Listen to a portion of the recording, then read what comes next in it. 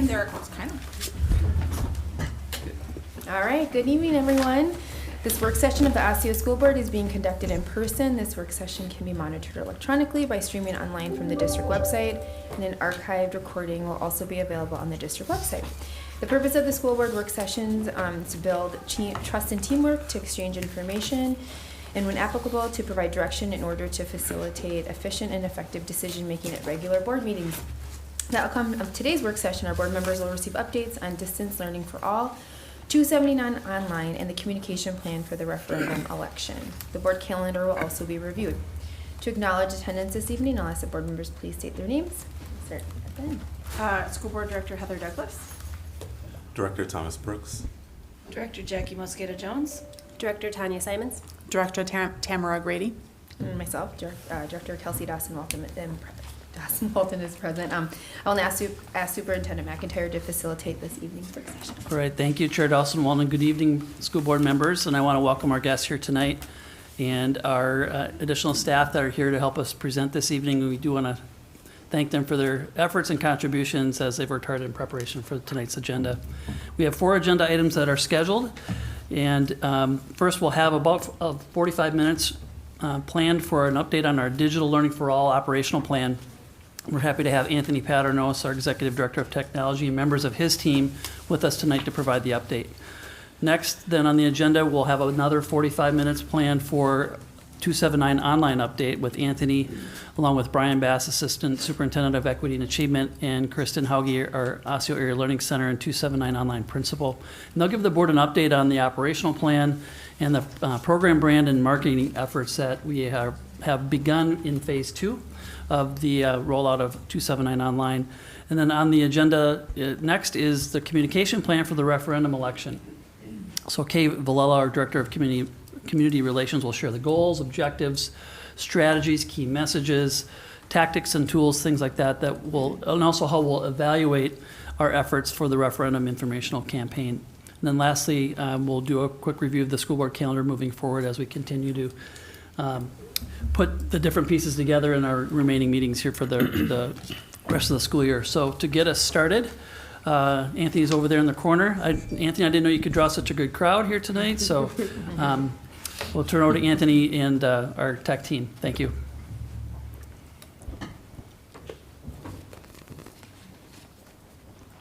Let's get the slide deck up. Good evening, Chair Dawson-Walton, Board, and Superintendent McIntyre. I'm here today to present with part of my tech team and Learning and Achievement. Digital Learning for All has always been a joint partnership between I2T2 and Teaching and Learning for creating the environments and capacity with digital resources to move our system work forward as we look at innovative ways to think about instruction and learning.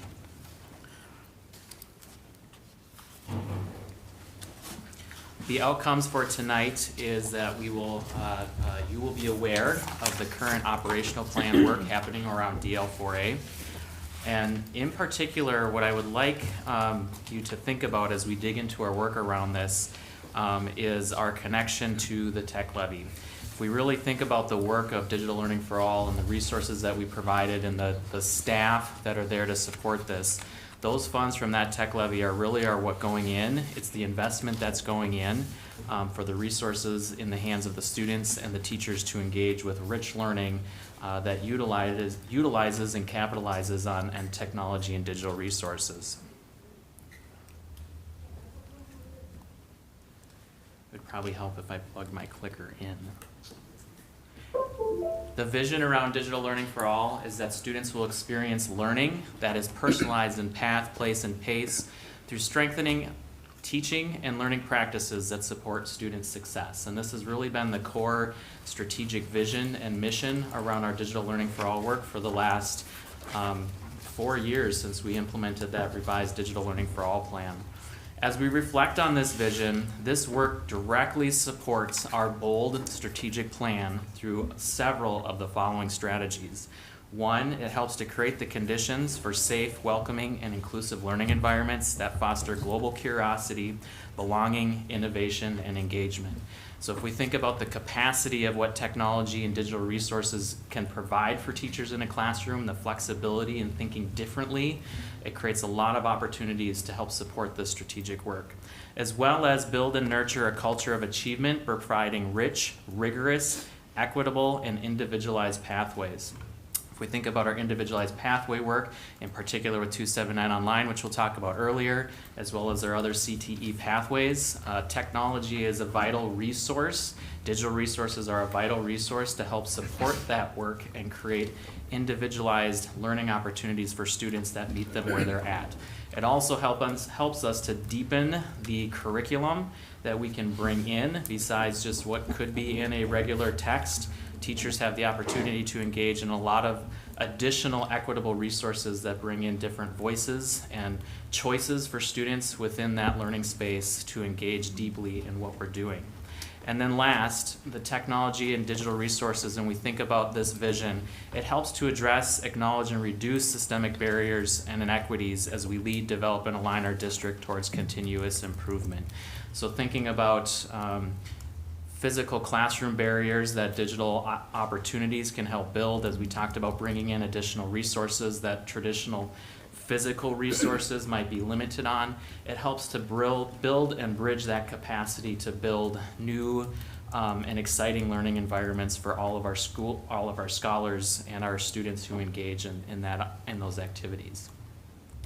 Just running through a quick timeline, we are in Phase 3B, so as I mentioned earlier, it's 5 years in the making of kind of where we're at today. 5 years ago, we did a deep dive into what we were doing with our technology Levy and digital learning and came out with our revised Digital Learning for All plan. We started at the high schools 4 years ago and doing a targeted implementation and slowly rolled out until where we're here today. And really looking at kind of that K2 space, we implemented formally the one-to-one program down to our K students. We've continued to use DL4A development, staff development, professional development, which you'll hear some of those activities today, in pre-K through 12. We spent time kind of reevaluating and looking at the practices that were occurring in middle school and looking at the refresh. It's going to be a refresh of middle school devices going into next year to make sure we maintain current hardware that's operational for them.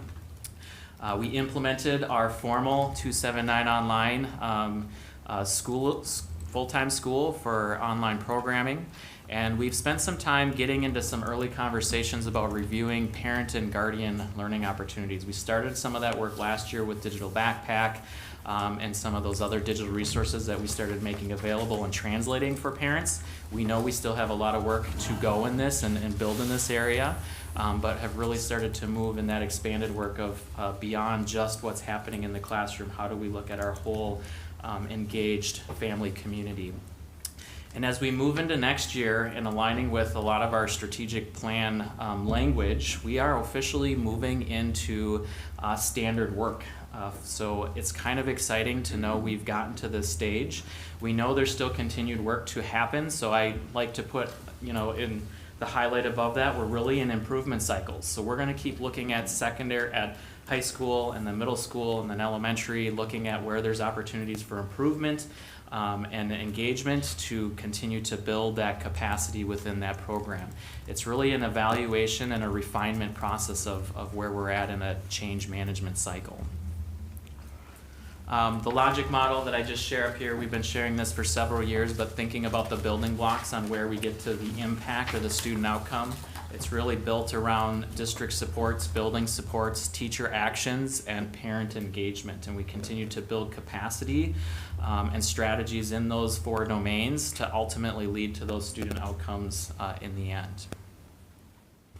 So where I would like to start with just some data to look at before we get into some examples of the work that we're digging into this year is last year we started our first annual Filter Ed survey to really start to dig into how the technology is used, how it's impacting the student learning environment. There's a couple slides here that I added in just to make sure you had the demographics beforehand. So if you're looking at the printed slide deck, it might look a little different. This year we had a much higher participation rate than we had previously. The previous year when we did this, we focused really on students and staff. We really made a concerted effort to really engage parents into this survey this year. We were really focused on grades 4 through 12 because that's really kind of where the instrument was designed for. We had 6,887 individual participants. You can see the student response rate. That makes up about a 49% student response rate in 4 through 12. We had representation from every one of our school sites as well. You see that we had little over 1,100 parents, guardians engaged. I don't have a good correlation to what percentage that represents because we have families with multiple children in the household. The survey asked them to respond for the youngest child within their student group. So that kind of is how the makeup of that parent response is. And then we had 748 staff members, and we actually survey every staff position, so custodial, clerical, ESP teachers, to really look at comprehensively how does our technology systems engage and how does their role play an impact in what we're doing. In particular, that's about a 26% staff response rate overall. And then if we look at teachers and ESPs in the classroom, where that instructional component is, we can see what that breakdown is there. Student demographics, we had a good representation of student demographics that is very similar to what our district representation looks like. So I was excited as we kind of looked at the participation in this. We opened it up to all, and then if we saw kind of underrepresentation, we're going to do some additional strategies to try and build the capacity in there to have a similar representation to our district as a whole. I'm not going to dig into all the detail of the data on each slide that you have to look at, but I will highlight different elements as we go through this presentation.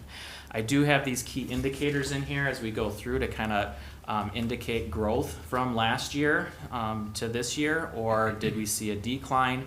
If you see the arrow kind of pointing to the right, that's where we kind of stayed the same. The star, where you see that is kind of the highlights or our highest categories, the strongest areas that we have in our system. And then where you see the little plant there, that's our opportunities for growth, so where we saw our lowest scores as a system. The whole tool is created on a 1 through 7 scale. When we look at this first diagram, it converts that 1 through 7 scale into a percentage. So that's why you're seeing kind of a number from 0 to 100%. But when we look at some of the other charts, you'll see a 1 through 7 kind of score and scale in there to represent the scale of the tool as a whole. From last year to this year, we saw an increase in every domain within that survey tool. I'm not going to dig into deep with each one of these. We did that last year. If there are questions on a particular domain, we can talk about those at the end. But just kind of highlighting from a holistic perspective, looking from vision and administration down to what's happening within the classroom with learner impact, we can see that we're continuing to work and develop our capacity and move our system forward. In comparisons, similar to last year, I work with the vendor to kind of get our benchmark based on state and national. We continue to perform very high compared to the other states that participate in this tool. Currently, there are 5 states participating in this: Minnesota, Missouri, Michigan, Kansas, and Texas. And then against our other states or districts in the state that participate in this survey as well. So this is a good indication that we are moving in the right direction. We have the correct vision and doing the good work to lead and be leaders around digital learning in the education environment. Our strongest areas. So the first 2 that you'll see is digital etiquette and responsibility and learning environment. Those were the top 2 as well last year. You'll kind of see from last year to this year, we had an increase in our score in digital etiquette and responsibility. The learning environment, which remained the same, we actually dropped down slightly. We went from a 6.3 to a 6.21. Operational status is a new highlight for us this year, and we actually saw an increase from what that score was the previous year. That's what that green indicator means. We had a 5.91 last year for operational status and making sure our resources are up and running, to a 6.35 this school year. Social responsibility was one of the highlights of last year. We did see a slight decline in that. We are at a 5.97 this year. We were at a 6.01. So even though we had a decline, it's not a significant decline, but there was a slight decline for us to kind of dig into and learn more about. Opportunities for growth actually remain the same. So our lowest categories are the same from last year. But the highlight in this is in every one of those lowest categories we saw improvement. So we're continuing to look at where we're struggling at and thinking about different ways to approach, communicate, allocate resources. Personnel recruitment, when we think about that, we did a complete realignment and restructuring of the whole technology division over the summer. So this aligned with some of the other data that we're seeing in our service data, really shows that we're thinking about how to continue to be responsive and move the needle on how we provide better offerings within these particular categories. Now I'm going to break down in each of these subcategories a little bit. You'll see the star where they're one of the top items that we just talked about. You'll see the plant where there are areas for growth. In the category of resources, what you'll see highlighted in the green box, and this is what I want to highlight on this slide, this is the category we saw the most growth in for resources, and accessibility is that highlight. So we went from a 4.38 last year in terms of how we're creating spaces for students to have accessible access to the technology that they need and the resources that they need, to a 5.14. That was a 0.76 increase, a pretty significant increase as we look at this. In the category of instruction and learning, you can see all the different subdomains that go into instruction and learning. Our highlight in this area is our digital learning culture, which I suspect navigating through the pandemic and starting to align resources and having conversations about what those resources mean as we move back into in-person classrooms has a lot to do with some of that conversation and improvements. But we saw our significant improvement in that digital learning culture moving up about a half a point on that scale. In the leadership and vision category, our greatest strength or growth that we saw was in our commitment to improvement. So again, being reflective on how we're improving our system and demonstrating that partnership of hearing what the system needs and how we look at improving that. We had an increase of, again, just slightly over a half a point on that scale. In the technology infrastructure, we had one of our highlights in this category, which was the learning environment. But again, as we talk about the greatest growth area, and this is similar to the accessibility, there's some tie-ins in there. We had our greatest growth with device access, creating greater spaces for that device access, increasing by 0.28 of a point. Practice and implementation. So this is again how this shows up with teachers in the classroom and our other support staff in the classroom to be able to have the opportunity to practice the tools that they have and implement it. This area is also an area where we got a space to work on for improvement. We have a highlight and an opportunity for growth. But our greatest growth area was in that personal recruitment. So while again, it's one of our opportunities to continue to reflect on and improve on, it is also an area where we made our greatest growth on as well. The learner impact, so this is right into the classroom. How are we impacting in that classroom space? Motivation and engagement was the highest or the greatest growth opportunity or growth that we saw within this domain. Increasing by 0.35 of a point. And then of course we use the ISTE student standards as kind of understanding and building our professional development and the skill sets and capacities that we want to engage with our students, which has a lot of alignment into our new strategic plan as well. You can see the different categories that are within that ISTE, in the ISTE standards there. This is a direct crosswalk from the feedback that students are providing and that we're gathering from the staff in the classroom as well in terms of developing the capacity within these domains. You know, as I mentioned earlier, there was a larger participation in here, so this year, so that could be some of the rationale while we're seeing some changes within the data points, but even where we're seeing items going down from last year to this year, so looking at like digital citizenship, we went from an 88 to an 87. So we're not seeing significant drops in any of these categories, even with a significant higher participation within this. Our greatest increase or growth areas were in knowledge constructors, so students' abilities to independently construct knowledge using technology and digital resources in different pathways, as well as a computational thinker. So I always relate this back to mathematical or coding thinking. How can you kind of do that algorithmic thinking or critical thinking to a certain degree within that space? I'm now going to hand it over to Andy Badeau, who is our coordinator of digital learning.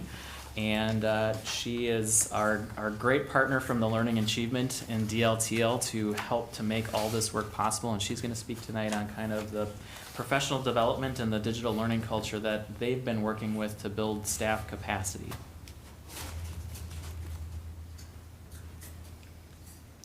So good evening, Chair Dawson-Walton, Superintendent McIntyre, School Board, Cabinet, and again, audience members. For those of you who don't know me, Andy Badeau, and I am the coordinator for digital learning and instructional media. And I'm here to report out on DL4A, but really from that instructional lens. So while Anthony and other speakers will talk more about the hardware piece, I'm here to talk about how technology can impact teaching and learning. So first of all, just looking at our different digital learning models, we transitioned back to in-person teaching and learning for most of our sites this year. And our learning models continue to provide increased flexibility and choice for our families and students. So this year, e-learning days were expanded to include non-inclement weather days. So for example, on 2 of our professional learning days, January 31st and our upcoming one on May 2nd, those will be asynchronous learning days for our students. So again, offers us some more flexibility in how we can provide training and professional development for our staff, while at the same time still continuing learning for our students. ASIO is also revising our online learning application with the Department of Education. So currently, as you know, and we'll hear a report on, we are an approved online comprehensive provider for students in K through 12, but we are working to expand that so that secondary students, if they want to have the flexibility and choice to take 1 or 2 online courses, they will be able to do that. And then regardless of learning model, whether it's in person or whether it's online, really the focus of my digital learning team and in curriculum and instruction is the purposeful integration of digital tools. I have to put a shout out there that I don't think in my 25+ year career, it always has been a question about how do we know if staff and students are using technology. I don't think that's the question anymore because of the pandemic. So maybe one of those unintended positives is that our skill level for staff, students, families has just drastically increased. So now really the question is how are we using that technology to support teaching and ultimately student learning? So it's sort of a wonderful place to be in, that we can really talk about deepening our instructional practices to really reach our mission and vision. So one of the things last year we identified is that we could not support every single digital tool. So we really focused in on a core set of system tools in our district. And with those core tools, that's where we can provide the professional development, the training, and the tech support. And we also know that we can vet these to meet our student data privacy agreements. So 2 of the critical platforms that we identified and used on an everyday basis were Schoology and Seesaw. So I'm going to take the next 2 slides and really talk about how we are supporting the teaching and learning with these two tools. So the first one I'm going to talk about is Seesaw, which Seesaw is our digital learning platform for students in grades pre-K through 5. Just a reminder that this is just our second full year of implementation with that tool. And this year we really wanted to focus on identifying and sharing best practices with teachers and staff for how to use Seesaw. So one of the common questions that my team gets around using Seesaw is, what is the best way to use it now that we are back in in-person learning? So we know that students need to hold a pencil. We know that students need to be manipulating math blocks to learn how to count. So finding that balance, that right balance of when to use technology or not use technology has been that question that our professionals have been really engaging in. So we have identified, for example, with Seesaw, 4 practices which we are recommending for teachers to use when supporting Seesaw. So the first one is, after a teacher has completed a mini lesson, is to use it as a center or a station to reinforce that learning. That could happen during the math block, that could happen during the literacy block. A second way is for independent practice. And this is really what Seesaw is known for, is how can students show what they know and can demonstrate their learning. And Seesaw offers a variety of tools, so it could be video, could be audio, could be drawing, so that students have a choice in how they're showing or demonstrating their learning. Third, we are recommending that Seesaw be used as a reflective tool. So how can students think about their cognition on a skill or a concept? And teachers can then use that as a check for understanding or a quick formative assessment. And then finally, to support social emotional learning, to build that community culture in that classroom. So that's just one example of how we're trying to, we've gone beyond the how to use Seesaw, how can we deepen that practice when we're using that with students. So again, we're not talking about using Seesaw all the time, every day. We're trying to find those value-added practices that will really support our students' learning. And then another example at the secondary level. So Schoology is our learning management system that we've been using in grades 6 through 12. This is about our 8th year. So again, we've sort of moved beyond how to use Schoology. Really, we're talking about how we can support the practices in curriculum and instruction. So at the secondary level throughout this year, our students, our staff and leaders have been engaging in professional development around grading practices and how grading can be more equitable. At the same time, we are exploring how Schoology can be better organized to support our grading practices and better align with our beliefs around standards-based instruction and grading. An example of this is how we're looking at formative and summative grading categories and how these can be reformatted to better communicate achievement on the standards. We are also engaging in work around a grade passback between the Schoology gradebook and the Synergy gradebook. So those are just 2 examples of how we're looking at our core digital tools and how they can support curriculum and instruction.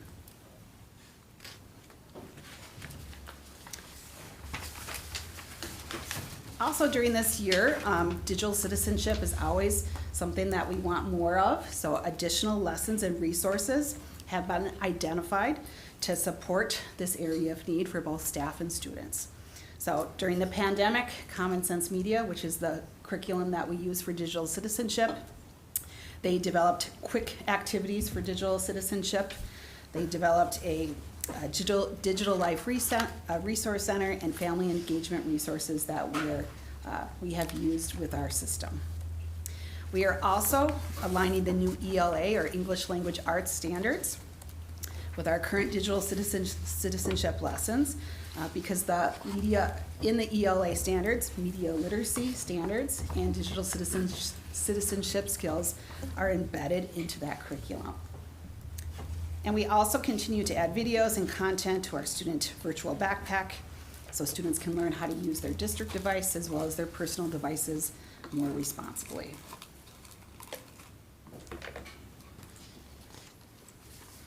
We continue to offer ongoing professional development for staff during our monthly and system PD. And for example, there are over 200 secondary staff who selected the core digital tools pathway for this year.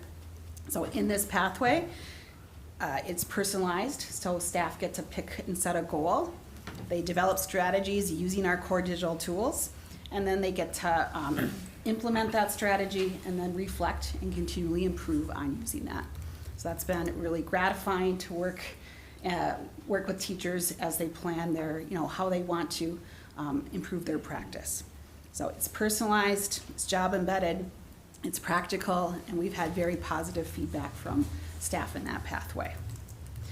Professional development, though, has not just been for our licensed staff. So tech ESPs in March had an opportunity for professional development, and they received training on some of our core digital tools and how to use them with staff and students. And finally, we are expanding professional development opportunities for staff to include asynchronous online learning activities.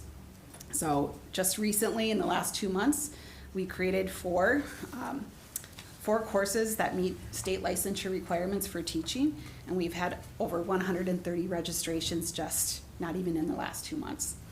So we will continue to develop and build those out, as self-paced and online are an area where teachers all staff have indicated that they have a need and that they would be willing to engage in that work. And then finally, parents and families. So we're increasing our support for parents and families. We continue to add videos and resources on our Parent and Family Toolkit website, and we partnered with the Department of Educational Equity to provide translations for how to use our core digital tools, and we continue to keep on adding to those so that we can have opportunities for all of our families to support their students.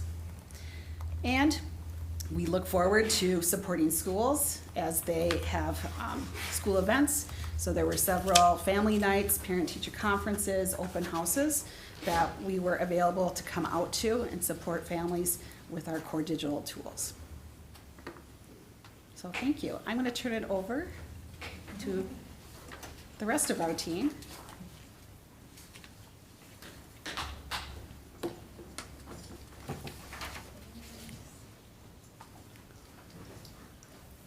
Hi, good evening. Thank you for having me here. My name is Johanna Arndt, and I am the coordinator of elementary technology.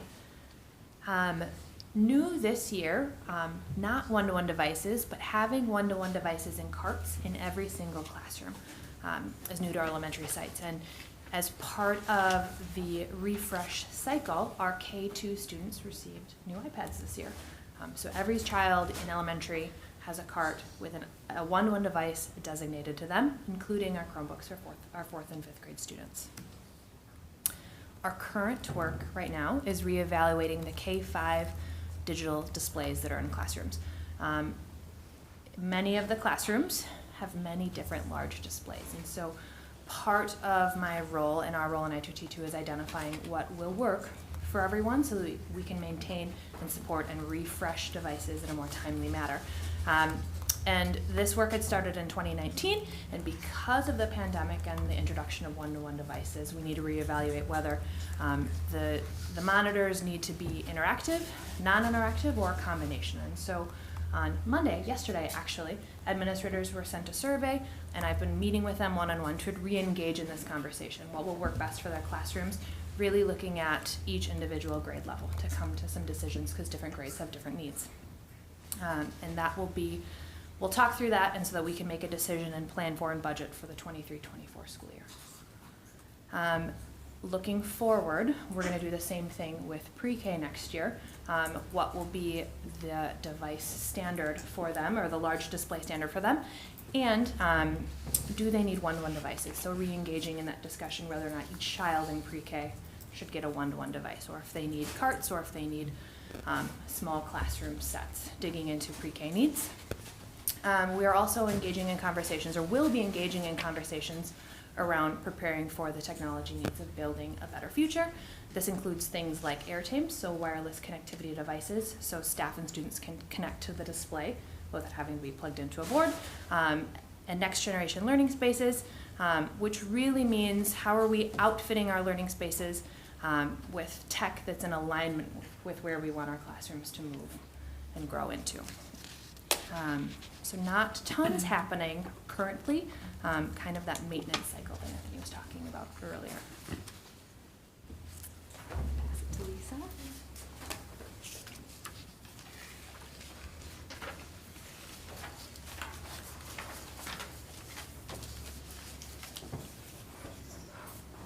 Good evening, Superintendent McIntyre and the school board. Thank you for having me here tonight. Again, my name is Lisa Sjogren. I'm the coordinator of secondary technology. I'm going to talk about really the 3 big projects that the secondary team has been working on this school year. The first thing is really looking at the role of the computer lab.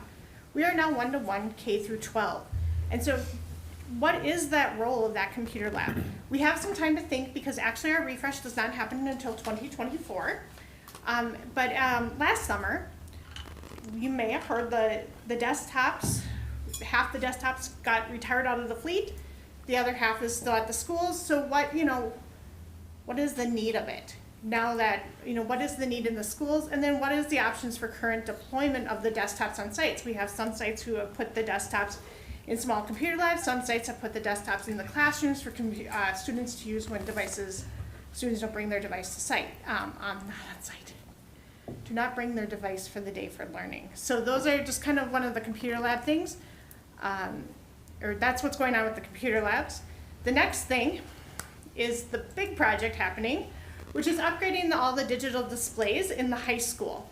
So this summer, all core classrooms in the high schools, there's about 152 of them, will have their projector removed and will get a digital display put in. This will start in July of 2022 and will actually continue throughout the school year. So many classrooms, when teachers return in the fall, high school teachers return in the fall, they will have a new digital display. The other part of this does have to do with special education and the researching of the need. So as Johanna talked about, she's looking at the interactive displays at the elementary level. I'm going to look at the digital displays working with special education. So what is the role of that display there? And then finally, guess who gets a new device? My middle schoolers. All right. All students in 6th through 8 will be getting a new device in the fall of 2020.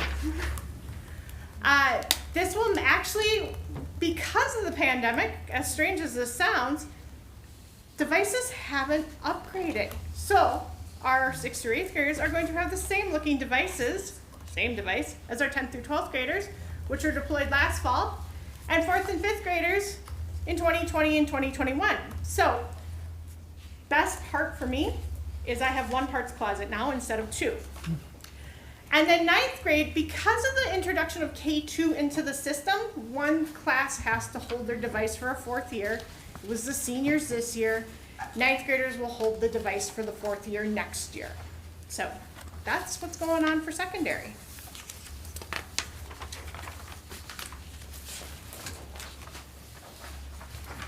I'll add on that 4th year, as we talked about with the inclusion of K through 2 or K through 3 moving into 1-to-1, we are shifting from a 3-year cycle to a 4-year cycle. Now that we know that the hardware is built to a capacity to actually make it that long, so that is how we're able to flex the budget capacity to make that expansion of 1-to-1 hold within our actual allotted amount that we've been doing in grades 4 through 12 for the last 8 years almost now on, when we think about what we budgeted for within the tech levy. So with that, you've heard a lot of different information from the tech side to the instructional side. I'll turn it over to all of you to see what questions you may have around any of the work that we're working on or more details that you might want on any of the information. All right. Anybody have any thoughts, questions, comments? I have a couple questions. Okay. Let's see if I wrote them down in order.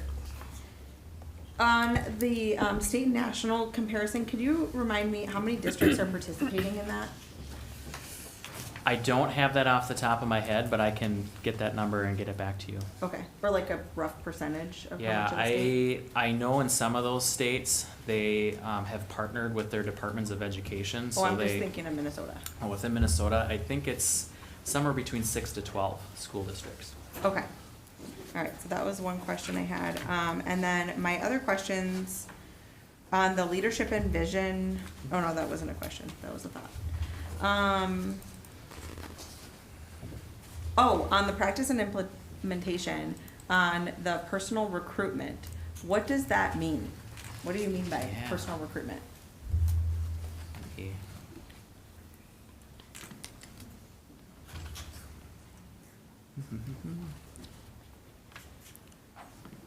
See if I can get that up here quickly.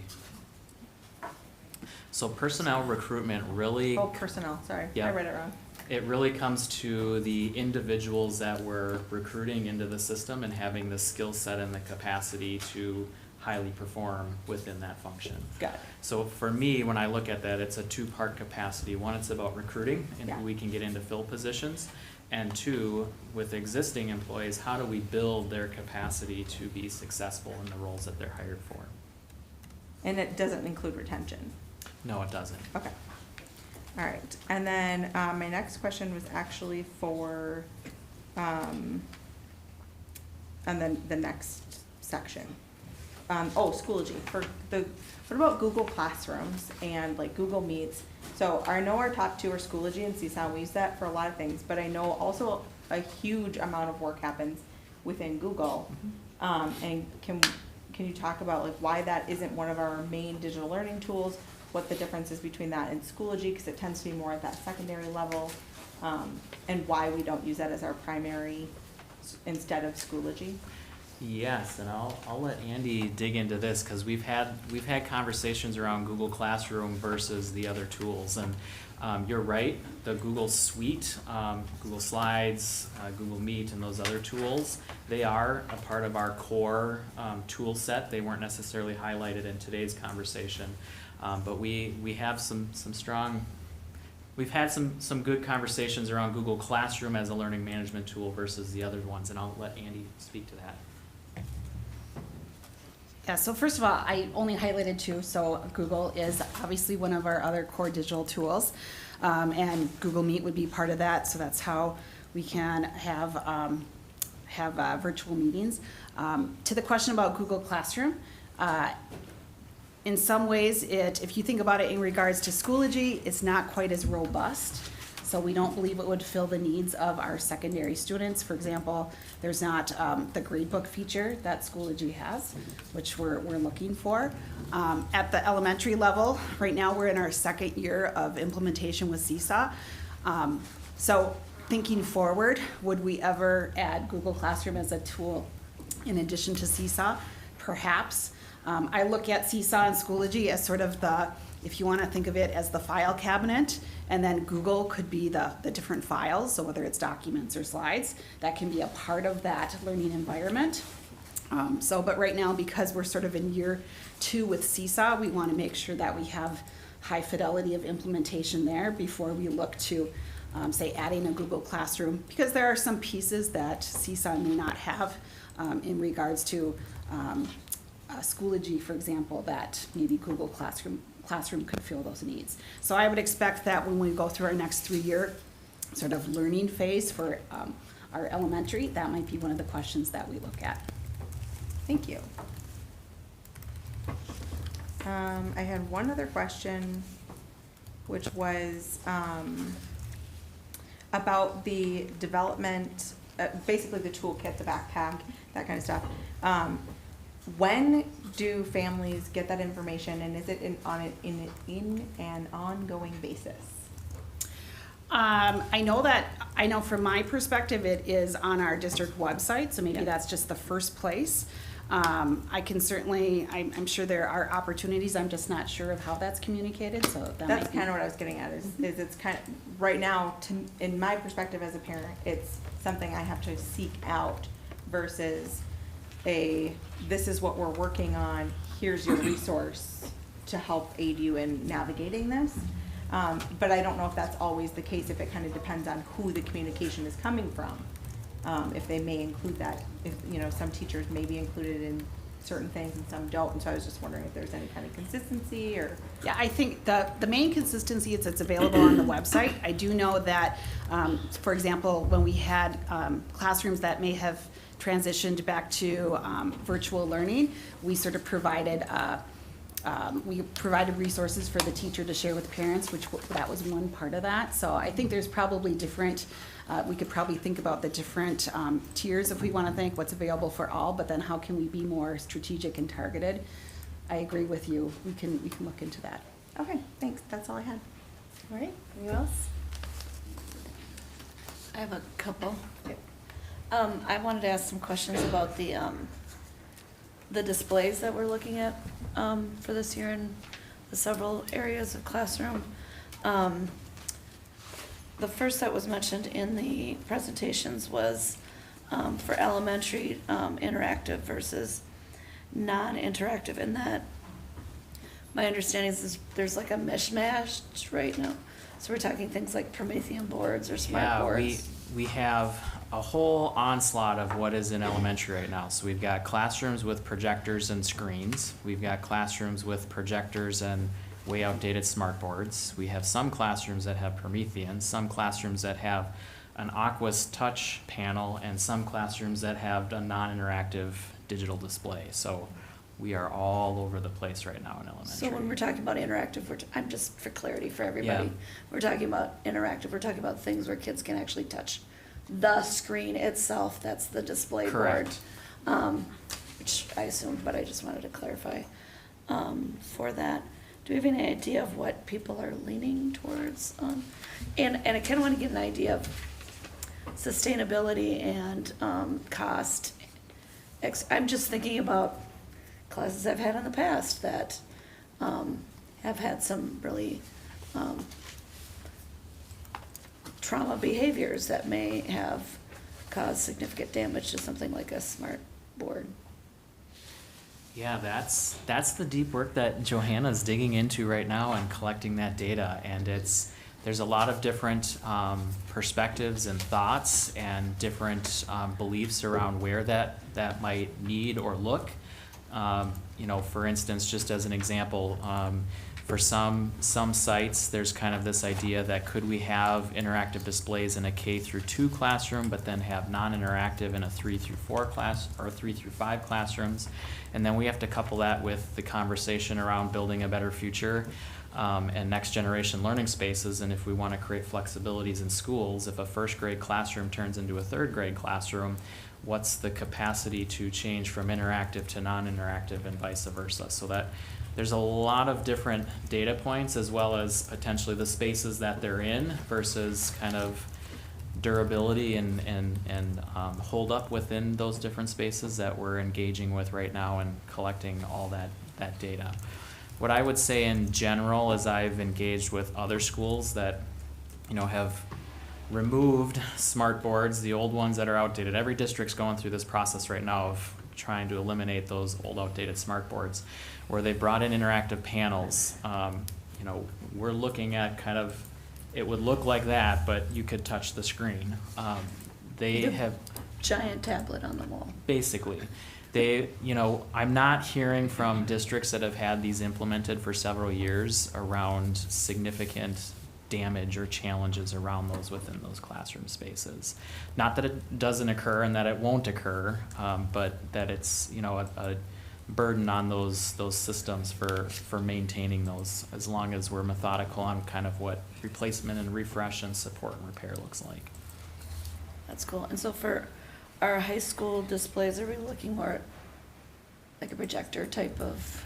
Yeah, on the high school displays, well, 6 through Wireless. 12, we've had the standard for non-interactive flat panels like these for over 5 years now. Just we haven't had the funding resources to actually get those installed. So we were fortunate, as Lisa had mentioned, that because of the pandemic, Chromebooks haven't really updated their models.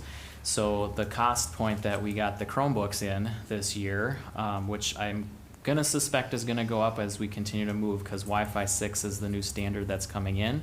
The devices that we're getting don't have Wi-Fi 6 in them yet, but we also don't have any access points that support Wi-Fi 6. So we're at this point where, do we spend the money on technology that can't be used, knowing that it's gonna be refreshed in 4 years and that will get it to where it needs to be? So we had some extra budget capacity that we could build in the monitors for the high school spaces for next school year.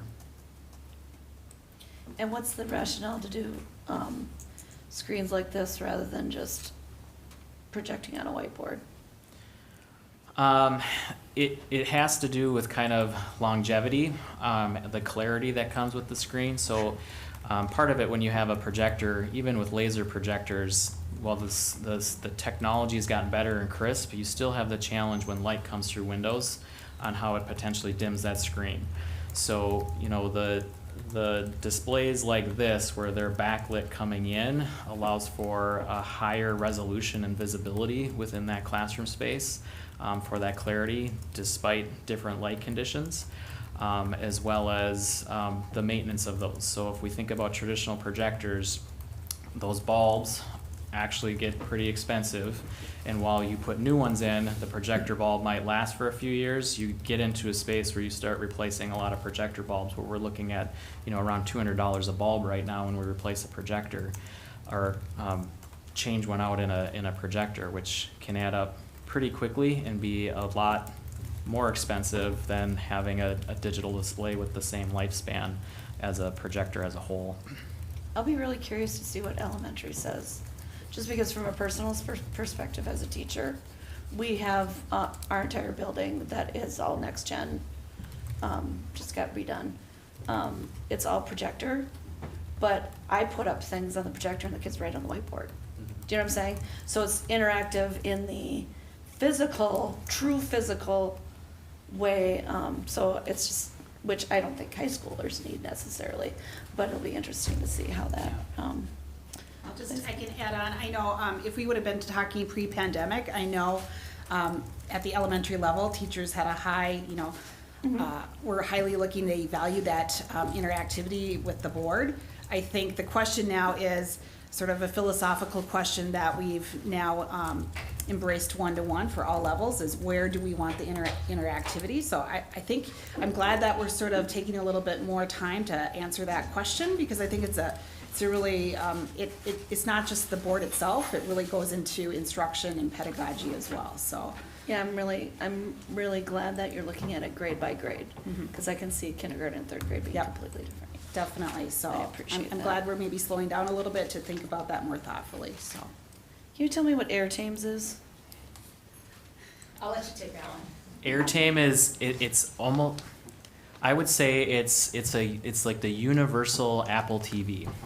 So it's a wireless screen mirroring tool, which is device agnostic. So we've started to kind of implement these in pockets. So Adult Basic Ed actually installed them on all of their displays.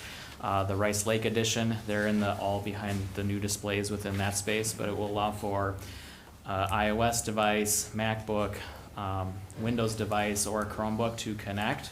So as we think about staff and students showing up in that space, and if technology changes, still having ability to connect to that display without having to change the hardware behind that display all the time in order to achieve that wireless connection. Beautiful. Thank you. Can I just ask a question along those lines regarding the reevaluating the digital displays? When is that going to be completed, that evaluation? I'm going to ask Johanna to come up and speak to that.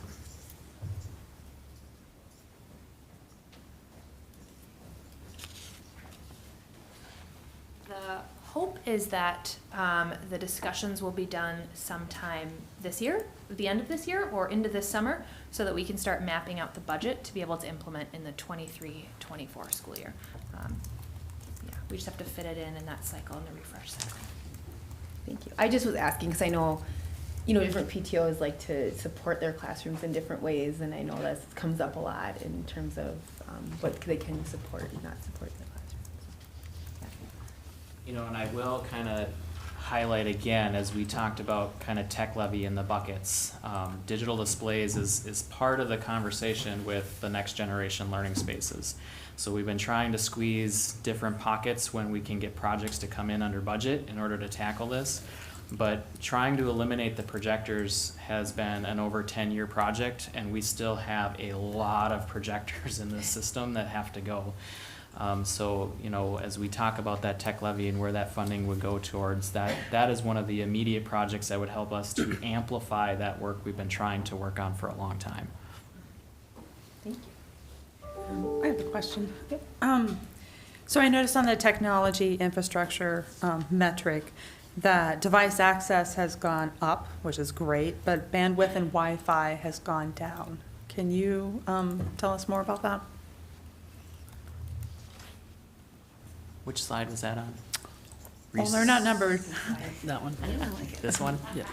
You know, that is a good question that I'm not sure about. I think it's an opportunity for us to kind of dig in and understand what that means for our system and what that means also from a transition from what was a lot of different distance learning and some home connectivity versus now that we're in school and in-school connectivity, and is that playing a role in some of the understanding of what's occurring?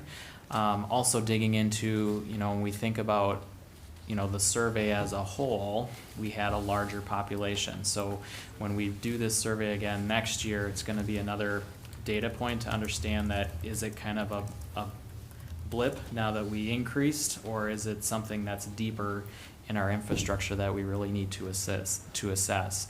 All our metrics on our infrastructure still shows high, reliable internet connectivity. We actually have 3 gigs of bandwidth on standby, and we can burst up to 5, which is significantly more than anybody that I know has coming into their home. Which, we have the capacity to handle that. We do know that occasionally there's spots in school sites that might have some connectivity issues. So my encouragement always to staff that are listening, if you're having connectivity issues, let the help desk know so we can send the network team in, they can run tests, they can move access points, they can do a lot of work to try and rectify that or identify, hey, we've got a dead spot, we need to invest some money in order to get that up and going. So we need to know where those spaces are. And do we still have hotspots that we can send home for Yes, families who we are are still continuing short? with Okay. that hotspot program. We've been graciously able to continue to fund that through emergency cares funding. We actually were notified a few weeks ago that there's a round 3 of emergency connectivity funding that we're going to go after again to continue to support that home internet access program as well. So. Okay, well, thank you to you and your team for really doing a remarkable job and moving us forward in the future digitally. I just have a couple of questions. So on the support for hotspots, how many families are we currently serving with that program? That's a great question. I don't have off the top of my head. I know we have roughly 500 hotspots available. I don't know, Lisa, if you have a number off the top of your head as you look at inventory all the time, but I know we have at least, 200 of them checked out. We do kind of evaluate that annually to see if the number of devices we have is correct for the capacity or for the demand within those. So because it's such a new program, we're still trying to navigate through the data on that. But we definitely are not maxing out what we are funding at the moment. Okay, thanks. And then one of the things that I kind of hear about is the ongoing question of screen time and how much time should, especially elementary kids, be using devices in the classroom. And having come out of having so much use during COVID, there's maybe some additional awareness or sensitivity has that rebalanced?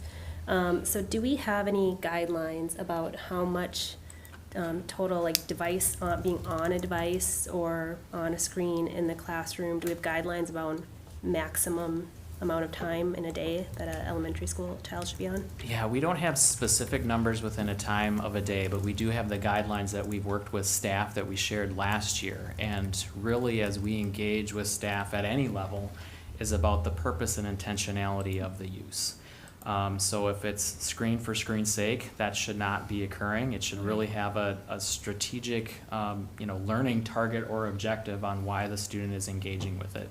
You know, as Andy kind of shared how we have conversations with Seesaw, we look at kind of the workshop model or workstations where you might have a station while a small group of students are engaged with technology, while the other 3 stations are completely independent from technology. You have a small group that might be working with a teacher, another small group that might be doing read to self, and another small group that might be doing some kind of read to each other or a think, pair, share type activity.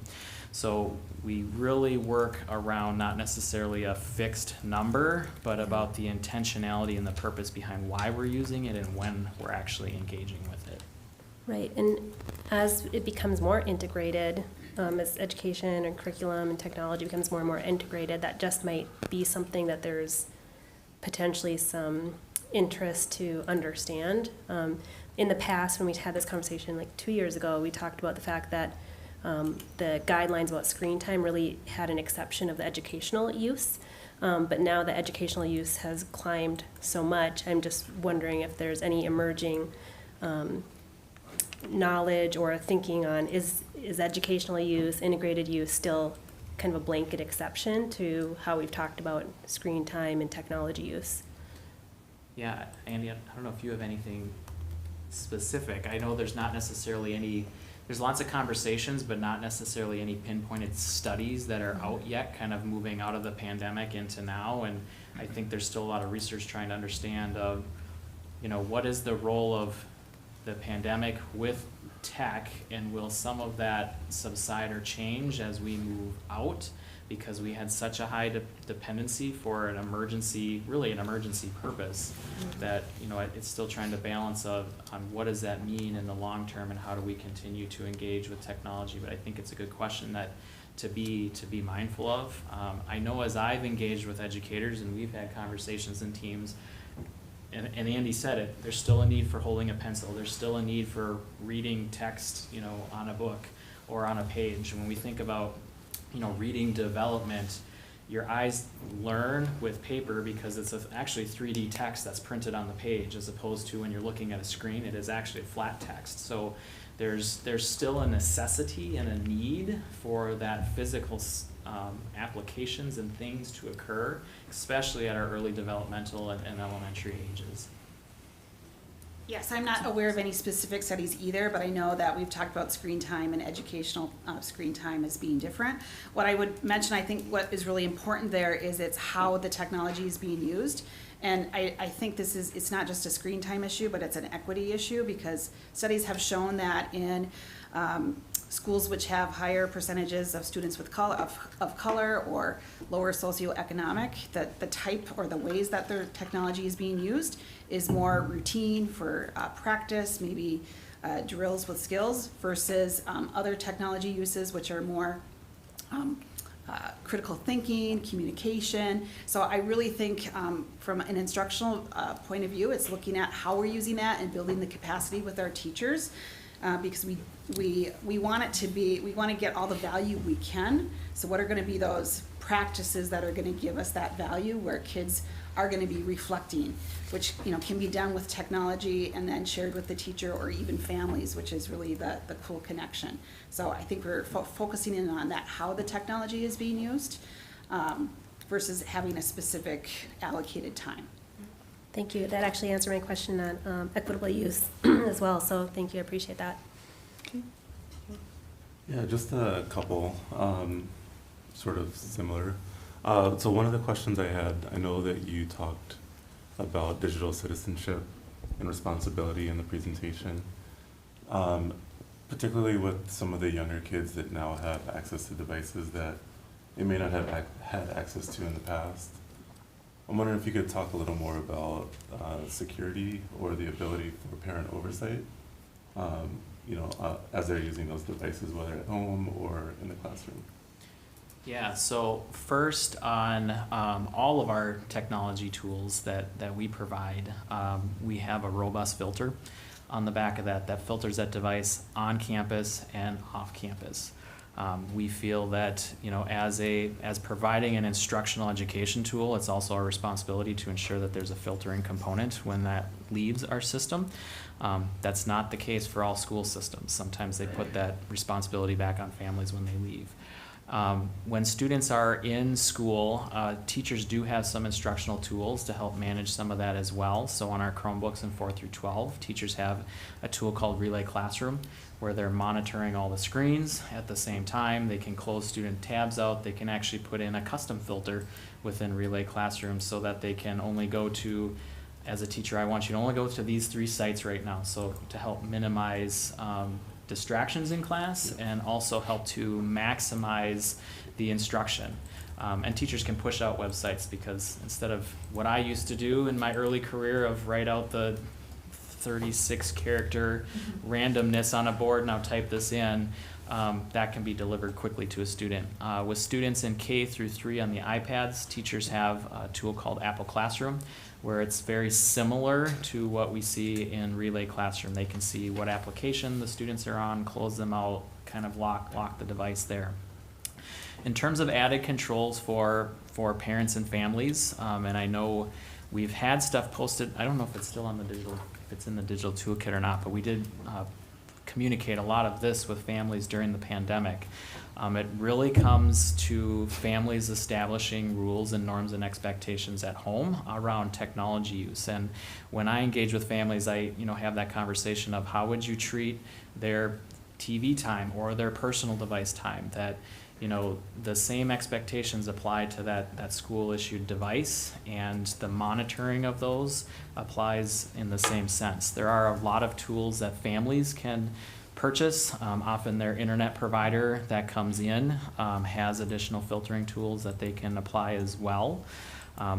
We don't necessarily have the resources to support what that home tool is, but we do have those conversations when families ask to make them aware that engage with your internet provider to see what additional tools you probably didn't know are actually there for you to engage with on top of that. Thank you.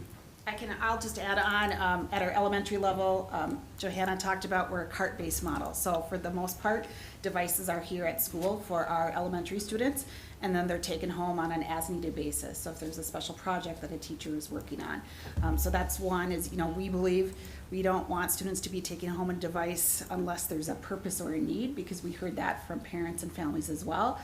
Don't send something home if all they're gonna do is, try to do a game. So again, it's that how that technology is being used. And then, specifically for our K2 classrooms, this was the first year for one-to-one. Yes, we had one-to-one last year, but first post-pandemic-ish time. So we really supported our teachers at the elementary level. You may have heard of like the first 30 days of reading or the first 30 days of school. We did the same thing for the first 30 days of digital learning. So really trying to establish those habits and routines in using technology. So for example, starting off with one app, introducing that. So for example, Seesaw, which is for elementary, our learning platform, making sure that students knew what that was used for, how to use it, making sure that they could model that with the teacher and then use it independently before adding another tool to that sort of toolkit. So really trying to focus on helping our teachers with those routines and habits as well. Like they do in the classroom, this is just specifically with technology.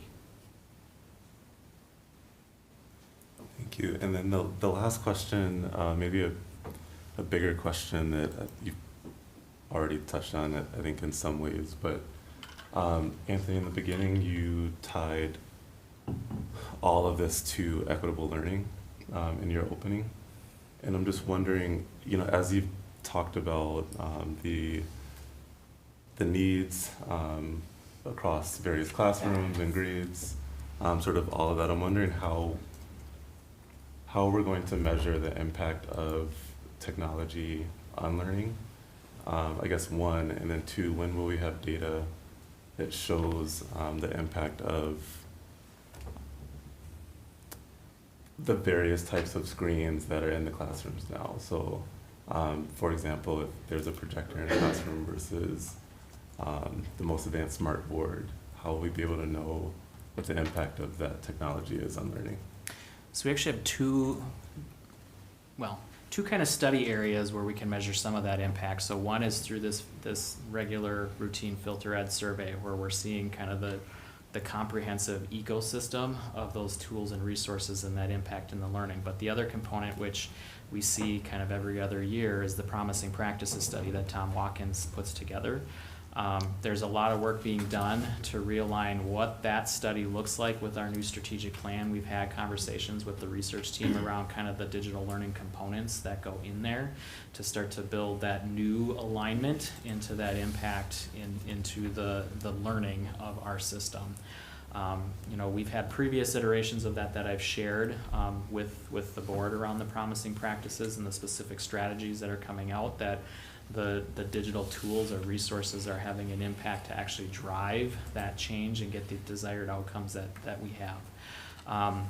When we talk about equity, one of the things that I want us all to be cautious on with technology is it's just a resource. Mm-hmm. So we're looking at a tool that is creating the conditions, opportunities, and environments for our teachers and our staff to accelerate strategies that they're already trying to work on. When we think about NUA strategies and voice and choice and creating pathways for students, the technology is starting to create different environments that create more optimal and efficient conditions for teachers to deliver that to every student within the classroom space.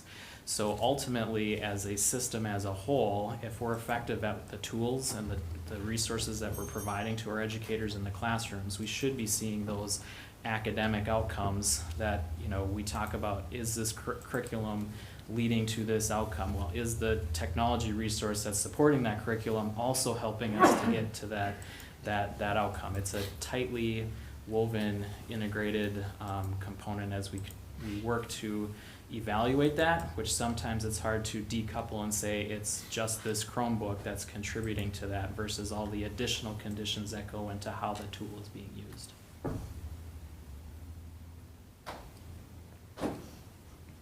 Okay.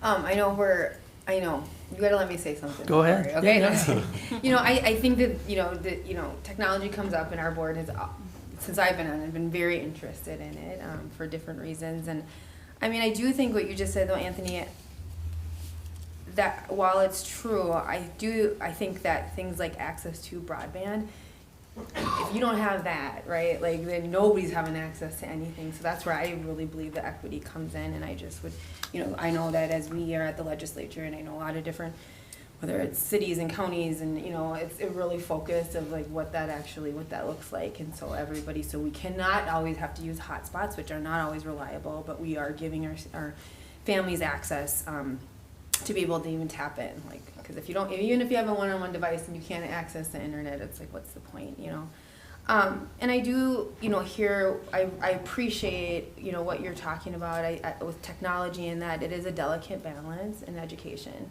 to be able to make sure that we're reading and we're touching things, but actually, also, I know for me, I spend way too much time on the screen during the day because of my job, and it's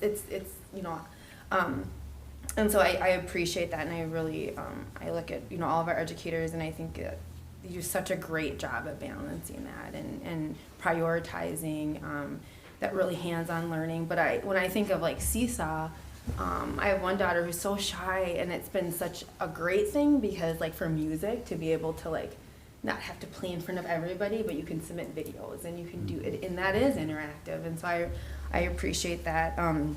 And I was just looking online at just the digital tools for parents, and I just I haven't looked at it in a while, but I really appreciate how transparent it is. There's parent curriculum guides, there's what to ask your students. There's so many things that are just ready, and maybe to Heather's point, how do we kind of get that out into our families so they can kind of be reminded, look here, everything's right here, that you need. So, and I always think as parents, I think it's hard to just differentiate between like educational use and then private use, because even when Tanya was asking that question, I'm like, I do want to know what screen time should be, but not through school, but just like through my own personal kids. And then like just that digital citizenship on like even like social media or like texting. I mean, I just think our kids have so much access to this, and so I know it's not all on the responsibility of our schools, but when I think about digital citizenship and responsible use, that's so huge as well as it kind of evolves. So thank you so much, and I don't know, Cora, if you had anything else to say. I just have one Yeah, go question, ahead. kind of along some of the questions that you guys had asked. You had made a comment about the question was how many of the hotspots are being used, and you had said, maybe 200 or so, but you said something about them being funded. So are we paying for like 500 but only using, like how does that work? Yeah, so we set up an annual contract with the number of devices. It doesn't go monthly. It goes by an annual kind of subscription that you lock into. So we do, kind of evaluate and do that up front. Now for these last 2 years, we've been paying for those with emergency connectivity funds that is actually coming out of the FCC and E-rate programs. They announced a third round that we're going to go for. We did build the capacity for it in our budgeting process because we want that program to continue to provide that accessibility. But as I mentioned earlier, we continue to evaluate what is the need and how do we make sure we have the appropriate amount of devices.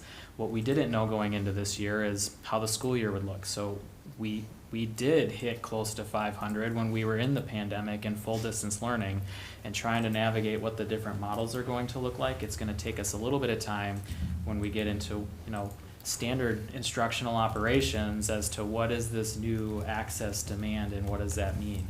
Because for some families, they don't necessarily want a hotspot because they have a close community, place where they can get the internet. I know some of our apartment complexes have some of those spaces that they closed down during the pandemic because they didn't want people congregating. So now as things are opening up, it's trying to understand what is the need and how do we support that from, really what Kelsey said and completely agree with on that equity piece on the access to the technology that we want to ensure is there. Thank you. I just have one question. With translations, I don't know if this is the right term, but what software do we use or what tool or to translate? People. Yeah, we use our people, so that's why it takes longer, is we, our bilingual assistant, so my digital learning team, so we write out what a script would look like in English, and then we provide them, and they translate that for us, so it is people translations. Wow. Okay, thank you. Okay. My comments are this. I just want to say thank you. This work started well before my time. Think of where we all were 10 years ago and the kinds of conversations we had around technology and the types of language we used. We're at 5G now. I don't even remember 3G, let alone what it was before that. So the rapidly changing environment and the dramatic expansion of technology in our day-to-day lives. I think, Kelsey, you were talking about that. And what we've done is use that levy money that's fixed or set amount to navigate nearly 10 years of rapidly evolving changes in how technology's infiltrated our everyday life and not just learning. And I think what has gotten us to this point, I know, to use your language, Anthony, you've maxed out just about every resource that you've had available in your department and reallocated and rethought and reimagined and restructured time and time and time again because you have a plan that allows you to do that. And so I want to make sure I point that out because you've gotten us through a lot of changes with the same resources, but the changes keep coming, right? And that's not just with learning, it's with our staff. These tools are all used for productivity and efficiencies for getting work done out in the classroom, but outside the classroom as well across the district. And as we transition to our online school presentation, the question about how much screen time, we clearly have a demand for a lot of screen time with an online school. So the range of demand and the range of desires for the way, there's just a range of demands for some don't want much and some want it pretty much all day long. And I think that's true in school, it's true in jobs and those things too. So we're trying to meet that wide range of demands, and I just want to once again say thank you to you and the team and so many others that have made it happen for us. So looking into the future, how do we continue to have those resources to meet the ever-changing needs that are going to be coming our way? That's the one thing we do know, it is going to continue to change. So I think we'll transition now on to our 279 online. I don't know if Anthony, you're kicking us off here. Yes. It's usually the John Morstead show, but tonight it's Anthony and Brian. So we'll welcome Brian Bass, our Assistant Superintendent for Equity and Achievement as well.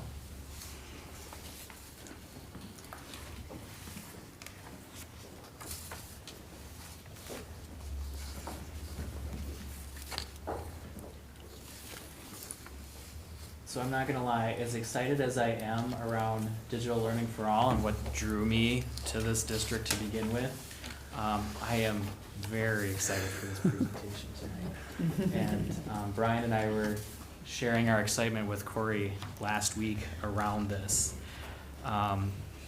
Again, good evening, Chair Dawson Walton, Board, and Superintendent McIntyre. Our team is excited to be here tonight to provide an update with a 279 online, really ecstatic.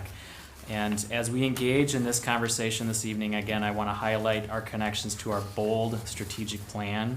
Specifically, this work engages in two key strategies. One, create self-welcoming, inclusive learning environments that foster global curiosity, belonging, innovation, and engagement. Really when I look at that, engagement and innovation are two highlighted words for me that pop out with the amazing work that the 279 online admin team has been doing and is being chatted about in circles around what is coming together as a real innovative program for our system. And then really build and nurture a culture of achievement by providing rich, rigorous, equitable, and individualized pathways for our students. That has really been at the heart of a lot of the work that they've been doing to build a culture and climate and a very robust program that's still in its infancy, but there's just amazing work that's occurring. Outcomes for tonight, you will be aware of our operational plan around 279 online. That is the first part that I'm going to share with you, and not necessarily the most exciting part, but we'll kind of give you that update on that logistics work. The board will be aware of our 279 online program brand, and really when they get into that, it is putting a voice to who we are as a 279 online program and setting the stage for really innovative instructional opportunities that can be the leaders of what happens in our state with instruction as we rethink what teaching and learning looks like, but as well as kind of the opportunities as a system to look at what capacity exists for what could happen in any classroom. And really have the board be aware of our 279 online marketing strategy. So we've been doing some very significant marketing work that we're about ready to launch and want to get you ready for that, and very excited for what that's going to look like. This is probably going to be the last time I'm going to share this connection, because 279 online, started as a concept goal within the Digital Learning for All plan. And as we talked about the purpose and vision around that, this is really a program that is encapsulating what it is we want to become in a learning environment to engage all the potential resources and flexibility within a space to create these opportunities for our students. So you'll notice the branding in the corner has moved from DL4A to 279 online, as they're running with this and moving us into a whole new direction. And kind of setting the grounding of foundational, going back in history. So as I said, I get to do some of the logistics conversation here tonight, but things kind of came together for what we have this year as an interest convergence of really the interest of the school board. Since I started, there's been an interest in wanting online opportunities and programming for our students. 2 years ago, we had a recommendation from DPAC for building more capacity in online programming in ASIO.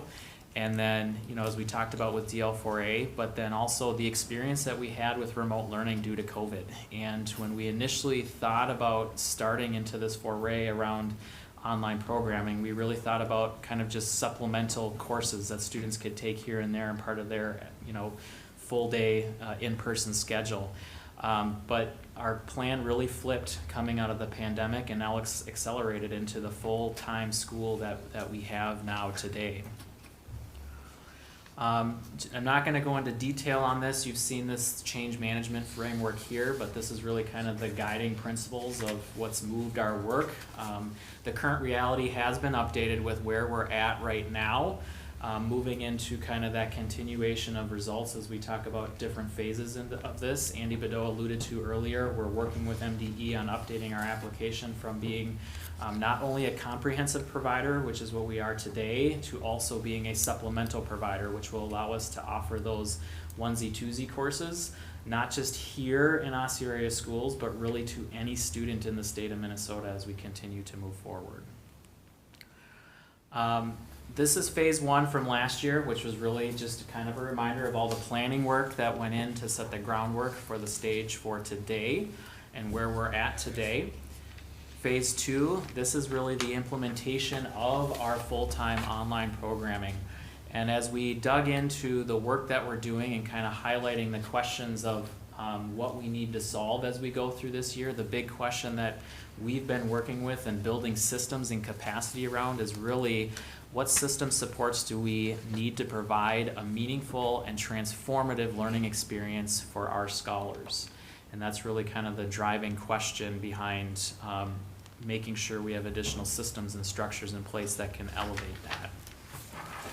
Moving into next year, we're going to spend a lot of time looking at that supplemental course offering. So, one of the things that we're going to work on by the end of this school year is having the application done so we have the certification. And then through the course of next school year and really starting this spring is having that conversation of what does a student at Park Center Senior High or Osseo Senior High or Maple Grove Senior High, if they want to take one online class or two online courses into their schedule, what does that look like? How do we build that capacity within our system? How do we work with our three comprehensive senior highs to build out the structures and opportunities that occur? We have that to some degree right now with our partnership with Northern Star Online through 287. Oftentimes that's used as a additional class, so an accelerated 7th period or an 8th period, or it's used for some credit recovery components. What we really want to build the capacity around is providing space, flexibility, and opportunity that allows our leaders at these school sites to think about what does it mean if I have these course offerings of how a student can show up and engage with school. If I'm a PSEO student that takes half my courses at the University of Minnesota, could I take the other half of my courses in online? That will help me be flexible with the schedule that I create. If we think about different pathway programs that students might engage with, if I'm taking some in-person pathway programs, let's say at Maple Grove Senior High, and maybe I want to take some of my core instructional classes in an online format to give me some more flexibility in those courses that I want to take and how I build the schedule. That's kind of the big picture of what possibilities could exist once we get the foundational structures in place to be able to engage in some of those innovative conversations. Some of the planning pieces going into this year, and we're still kind of holding around this. We have not hit the max capacity within 279 online. So, as we thought through what we wanted to target for a student enrollment, we had that 2011 number, kind of not knowing what we didn't know, basing off of over 5,000 students in the Distance Learning Academy.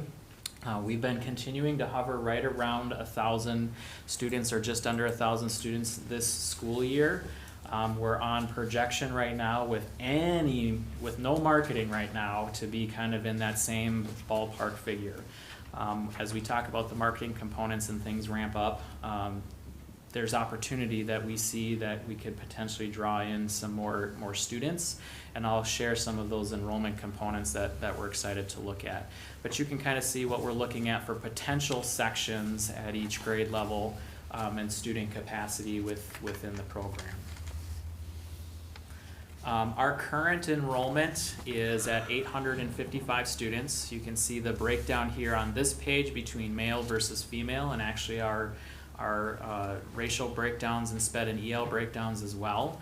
What excites me when I look at this is very representative of our district as a whole. It is not a particular demographic. It is not a particular space or community within our system. This is a demonstration that as an entire Osseo community, we have students that are interested in the opportunities and flexibility within this pathway that this learning environment offers. And it's awesome that we get to offer an opportunity like this for our scholars to excel and be brilliant within the system as who they are and how they want to show up to be their best selves. This is another way of looking at that data broken down by grade level.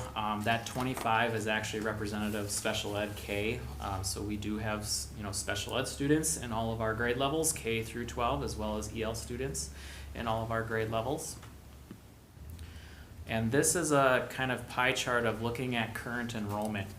So when we look at in-district versus out-of-district, 16, almost 17% of our student population in 279 online is actually open enrolled students. The students that are opening enrolling into 279 online actually make up 9% of our total and open enrollment within the school district. So without any marketing or targeted work, so really just word of mouth, we have interest in this program, and it's captivating individuals that are looking and enrolling and making a conscious choice, again, for Osseo area schools. If we look at where we're at next year, and again, we're still in that enrollment period, so we're still seeing applications come in every day. The enrollment center's still processing through all of our enrollments, and without any targeted marketing, we're still at a space where we're looking at pretty similar enrollment this year to next year. But we are seeing a slight increase right now for who's enrolled in our open enrollment capture rate within this space. So as we look at, we have targeted that 2011 cap. We haven't hit that. We really have kind of seen the capacity within Osseo area schools. We still have some families within our district attendance area making some choices from year to year on attending versus not attending. But where we have some great opportunity for growth to go towards that 2,000 mark is going beyond our traditional attendance border and what we could capture with the amazing programming that's being put together. And with that, I'm going to hand it over to Dr. Bass to get in to the part of the presentation that's, for me, the most exciting part. So. All right. Thank you, Anthony, Chair Dawson, Walt, members of the board, Superintendent McIntyre. As Anthony shared, we are excited for the next section of the presentation where we share with you some of the background pieces that have been developed for branding and marketing. So who is 279 online is that guiding question for the process. And in being able to capture who we are becoming as a full-time online learning community, who we are and who we are becoming, right? Because we're building the program out. And so with us tonight, we have 3 of our 4 administrative leaders at 279 online, Principal Kristen Hauge, Assistant Principal Michelle Munkholm, and Assistant Principal Ryan Bisson. Ben Carls was not able to join us tonight. And so Kristen has enthusiastically volunteered to share some of the process of the branding and marketing, and it is exciting. I did have an opportunity to join Kristen and the team at one of the sessions, and it was remarkable to me how all in the staff are for the work. They believe that the online learning program that they are building and that they are becoming is the future, and that the future is now. And that was actually one of the quotes from one of the teachers that day, and it was exciting to be in that space with folks, because we haven't had a lot of opportunities to be innovative within the pandemic era. We've had to be innovative to mitigate all the measures that are coming at us, but this is a really exciting space. So without further ado, I'll invite Principal Haugen to come up and walk us through the second half of the presentation. Thank you.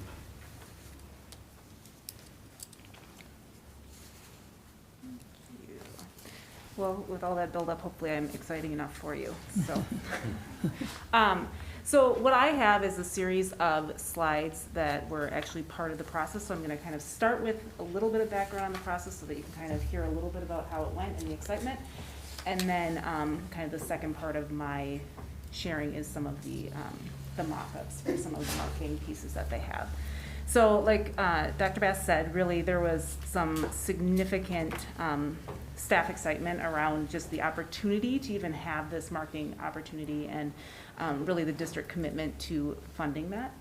And so we just put out a real quick like, hey, in the next couple days, we're gonna pull together this meeting and who wants to come for 3 hours after school to like do this marketing thing. And we had to narrow it down to keep like the group manageable, okay? So they were super excited. So we had our first meeting on February 24th, and then really just the energy and the passion in the room, really the Seesaw marketing team like just kept commenting on how like they've never worked with a group that's had this much energy and passion, excitement, especially after working a full day. So it was pretty exciting. So after that first meeting, we had about 2 weeks. So that first meeting was just them really gathering a bunch of information, really listening to what people were saying, kind of, there was a survey that they could do in advance. But then they basically had to pull it together. They had about 2 weeks to say like, okay, here's what we heard you say. And so these slides that I'm kind of sharing with you are some of the things that they heard us saying to really represent who we believe that our brand is and will be coming. So let's see. So they came back on March 11th. So our Mark reporting day was when we had our second meeting. And so this is the kind of the why, the how, and the what slide, which you can read on your fine print maybe a little better, and I'm not going to read all the words to you. But really the why part, when an outside agency who knows absolutely nothing about the school, these humans, these kids, any of that, learned from our 3-hour stakeholder meeting about the belief that really drives us, and what they came up with was learning can and should happen everywhere, and we believe that scholars thrive when they're met with empathy and intentionality. Like that was a pretty powerful statement for our group. So another thing that they really brought to us, and this is just again part of the Seesaw process, was this archetype.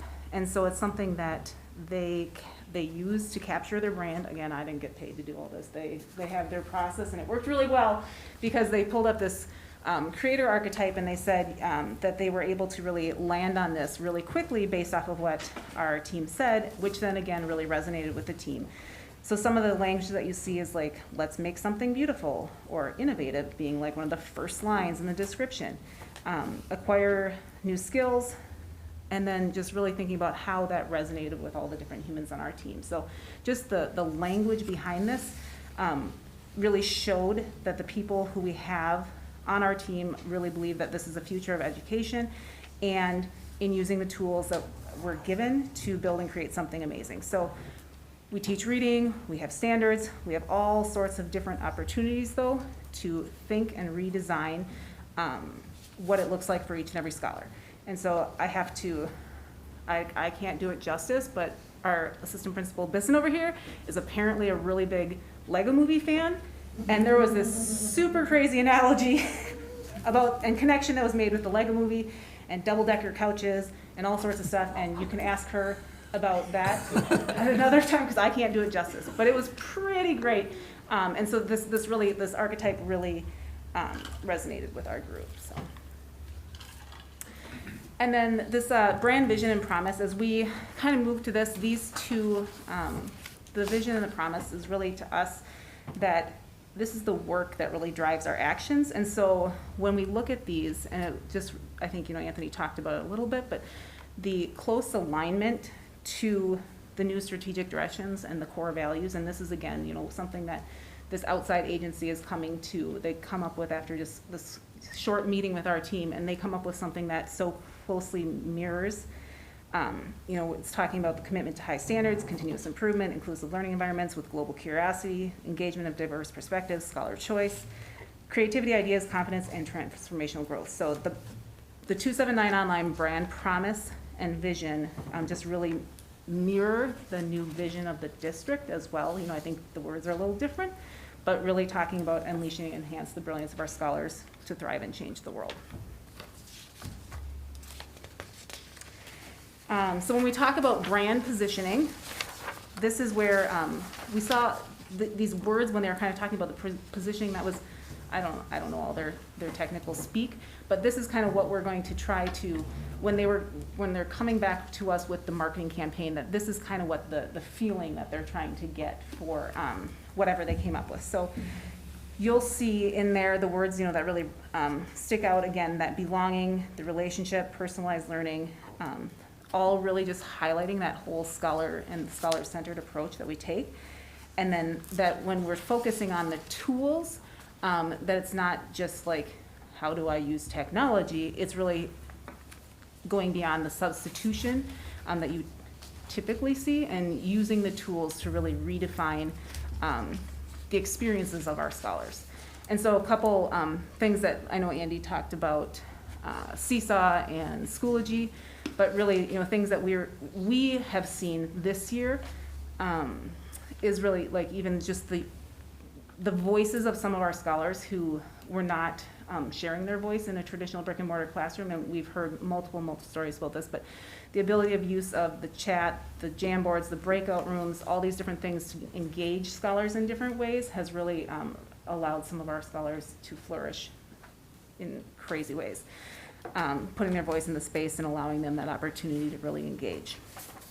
There's another tool that we use that I just wanted to highlight it's called Class Kick, and it's something where our teachers who use Class Kick are able to see all of the different scholars' screens at the same time working on their individual work, and they are able to provide individualized feedback to them, also real time. And so it's again another just super cool tool that we're using to really kind of move that educational experience and feedback that we're providing our scholars next level. So this brand idea, and so when we left our first meeting with Seesaw, they told us that they would know if they did their job well in the first listening session if when they came to us with this whole proposal, which all those other things are great, but the whole brand idea piece would evoke some emotion and feeling. And so when they brought this brand idea slide, so the all in being our brand idea, there was some significant emotion in the room. So this really spoke to what and how and who our staff and scholars are really thinking about 279 online. And so having a marketing team really getting that from that conversation that our brand is all in. So scholars are entitled to an experience that can accommodate their wide-ranging needs. To learn best, they need to be seen, heard, and nurtured. And that can happen anywhere where there's an intersection of passionate, inclusive teachers and open-hearted communities. We live at this intersection, adapting education to the needs and desires of each scholar and using every tool available to foster a sense of wonder and love of learning. So I'm pretty sure that there's not a single parent out there who doesn't want that for their scholar. That's my personal. So I agree. So when that's what they come up with from that meeting, that's something special and that means something. And so really thinking through then how are we marketing that experience. So the other fun part of it is that even though it doesn't really, I don't have the experience in the marketing and stuff, but the slogan that we came up with and have been using and it's part of our logo all year also talks about those three tagline: innovation, creativity, and opportunity. And you all see that woven in there too. So I was like, hey, pat on the back of our team who, got 3 words right, but they're much better. So, so that's a little bit of the background and the process and some of the feeling and emotion that really came from our team participating in this.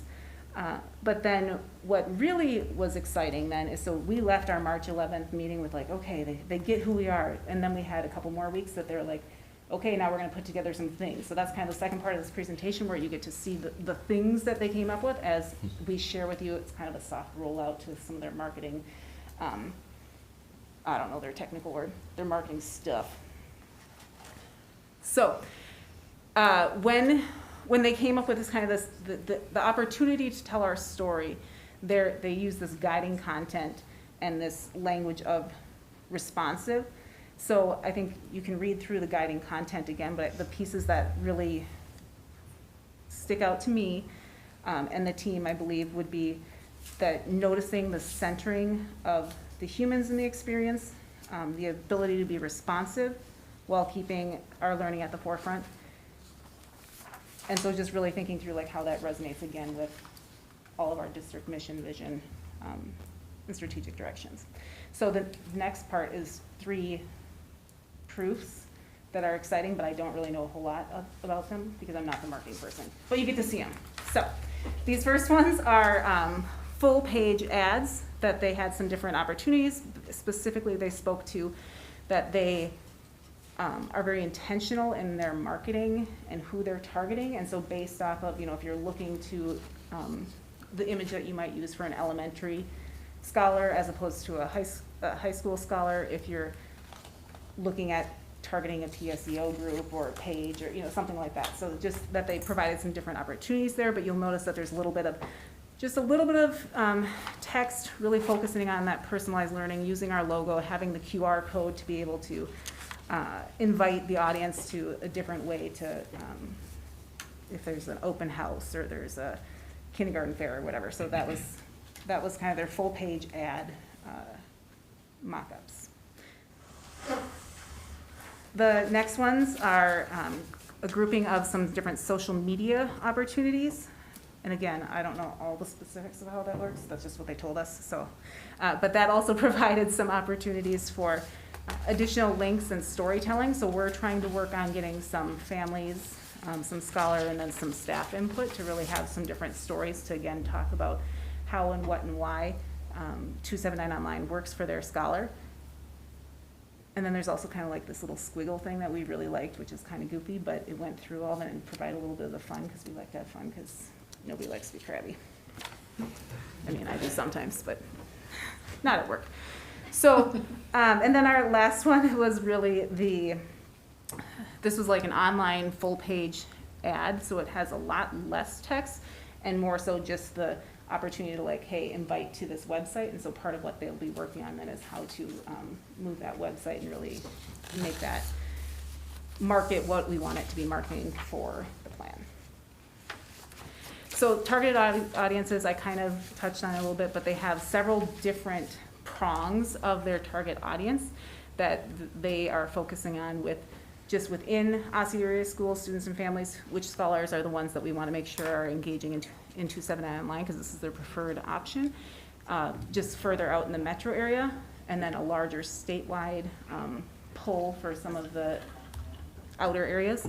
And then also just kind of what this initial rollout with you is bringing some awareness of who we are and what we do at 279 Online, even internally.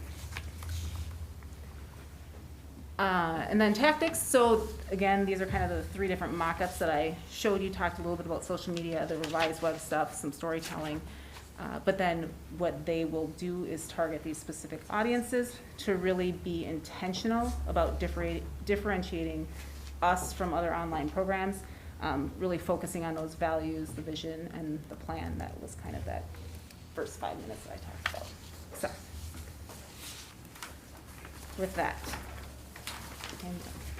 Any questions? All right. Who's up first? Any questions, comments? Yeah. Okay, go for it. First, just want to say thank you to all of you for this presentation. My first comment is really of no value. I just want to say that I really like your belt with the rainbow pattern. Second, just wanted to say that I share your excitement for this program, and it's really cool to see what it's becoming. I, was one of those employees that worked remote long before the pandemic, and I know we now find ourselves in a space where it's really the demand and expectation from the current workforce now, and so to know that we'll have this new generation of students that will be already prepared for that sort of work environment, and how to interact with colleagues and others in a virtual environment, which is a skill that I think many still haven't mastered, I think is really cool to see. I think I have a ton of questions regarding like the flexibility in the programming and all of that, but I don't have to ask all of that today. I know this was sort of geared at sort of letting us know what the marketing plan is, And I love the way that, you know, these mock-ups look. I wish, and I'm assuming these are not our students, but I wish there was some way we could highlight our students in this. One of the questions that I had is, how many scholars are graduating from 279 online this year? Yeah, so the highlighting our scholars is part of the market. They just Okay. stuck in some stock photos, and we have some different plans to get some different pictures Okay, and like good. real our kids. I have 4 you can use, so. All different ages, from pre-K to high school. And then, so as for the graduates, we currently have about 80 seniors who came to us. Some of them came to us with different graduation status goals. Right now, the number that we have hearing are planning on participating in the graduation ceremony and should be able to is about 60 for this inaugural. And they'll be a part of, are they part of the like Park Center? Nope, we have They our their own time. Okay. Yep, so we are, I don't remember how to say the name. McNamara. The Alumni Hall, Oh. right next to. We'll be at McNamara, McNamara. first of 4 that day. Yeah, so we're the earliest graduation ceremony. It's gonna be an awesome, personalized thing. We're trying to look at streaming, all sorts of, I'm probably not supposed to talk about it, so. It'll be at the University of Minnesota like the other 3, on the same day. Okay. Yeah. Yeah, one of the reasons I mentioned that, again, kind of along the same lines of using our own scholars in marketing, is it would be really cool to sort of learn from their experience going through this. You know, to help prepare future families and up-and-comers for what to expect in 279 online, and to also know sort of what the challenges and opportunities were from them. I'm seeing an assignment where they have to present to the board. It is to grow the enrollment. Not have to, they can choose to. Extra credit. And yeah, I don't have much else. When I look at these things like the creator archetype, and I hear, you know, innovation and all of these big words that we talk about at the board level, but don't always get to see or interact with in a hands-on manner throughout the district. I can't wait to see, you know, where this goes and how we can push some of that innovative thinking across, you know, the rest of the district as well. So I know you're doing great work. I know from, you know, the staff that I've heard from that are part of 279 online, you know, many of them are proud and excited about the work that they're doing. So just keep it up and thank you. Thanks. Anybody else? I have a couple questions. Okay. So I'm not sure if this is for you or for Anthony or who, but what I'm wondering about is when we're talking about the supplemental, on the first part of the presentation, the supplemental learning versus the like credit recovery or being a full-time student. One thing that's surfaced many times over the years is how can students maximize their opportunities. So this just came up again in our DPAC meeting last night in our subcommittee, which was sometimes we have situations where our 3 high schools maybe individually would like to offer a course, but there isn't enough interest.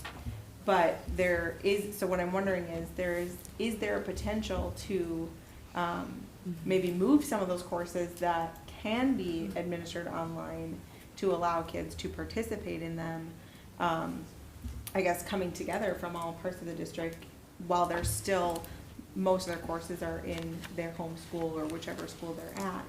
Is that something that we're evaluating as an option when we're talking about those supplemental learning opportunities? Yeah, so I think that's where, you know, I think that's part of the excitement about a marketing plan, to actually try to grow the enrollment so that we have more flexibility, more opportunities, because the supplemental opportunities and offerings also looks different depending on the size of and how and what we're able to sustain. The other piece that we talked a little bit about this winter, when we were talking about how do we have scholars register for these supplemental opportunities so that we know how, where, so like some of that type of stuff is with Andy really working on the proposal now, hopefully we're able to get into the planning mode a lot sooner rather than like right when registration was happening, which is kind of how it showed up this year, and there just wasn't time to look at some of those and have those conversations about how and what that would look like for the other buildings as well. And I'll just add context, as a reminder, that's part of the planning work. There's a lot into supplemental, and you actually hit two components. There's how do you address credit recovery in an online environment, which is different than how do you add additional courses or build those online courses that'd be part of a regular schedule in there. So as we look at this, there's kind of the two buckets that we're going to look at, and then start the conversation around what could that be for our system. It's not going to be everything right away. So, we're going to look at what can we take on to start implementing for that 23-24 school year, and then continue to build the capacity on that as we engage in additional rich conversations across our system. One follow-up question to that. Would we also be considering looking at a third bucket of offering opportunity for students to take additional credits or earn some of the graduation requirements, like we've talked about, like the health class or things like that? So that is another unique conversation to get into that, we'll have probably a component with the school board. So the state only funds for the regular school day. So when students right now are taking an accelerated course through Northern Star Online, they're paying for that credit. So the conversation that we need to have as a group is, do we consume cost or do we charge for that when students are taking beyond a full load of what we get state aid for? So there's some creative ways to think about that, and we've explored that a little bit when we had Osseo Excels at Osseo Senior High, where we had some students that were taking an overload. Any additional costs that came in there, we were kind of consuming within the structure. So there's a lot of opportunity that could come as we slowly build this out and understand what that means as a system. Thank you.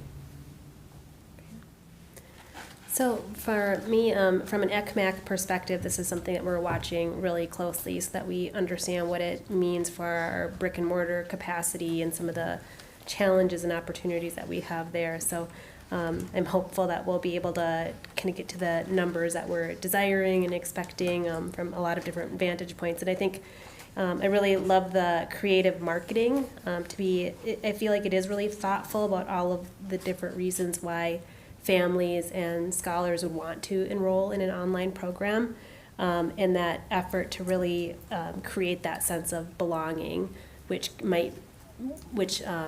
could feel like a barrier being in an online environment. So that intentionality of really focusing on that, I appreciate through the vision as well as the marketing. And I think to me, that's really the important piece that you've very well articulated tonight, which is it's not about the marketing, it's about the marketing aligning with the vision and the purpose and the opportunity. So we can just sense that excitement that's coming out of you guys, that it nailed it, that it did that. So that's what I'm taking away from this is it's great to see fun marketing, but when it's really aligned to the purpose and the vision, that's the sweet spot. So very well done, and thanks for updating us. And I'm looking forward to hearing how this year went and the results, and getting some analysis about how students performed in this environment maybe versus other environments. So lots of questions like Director Brooks had mentioned when we get to that point.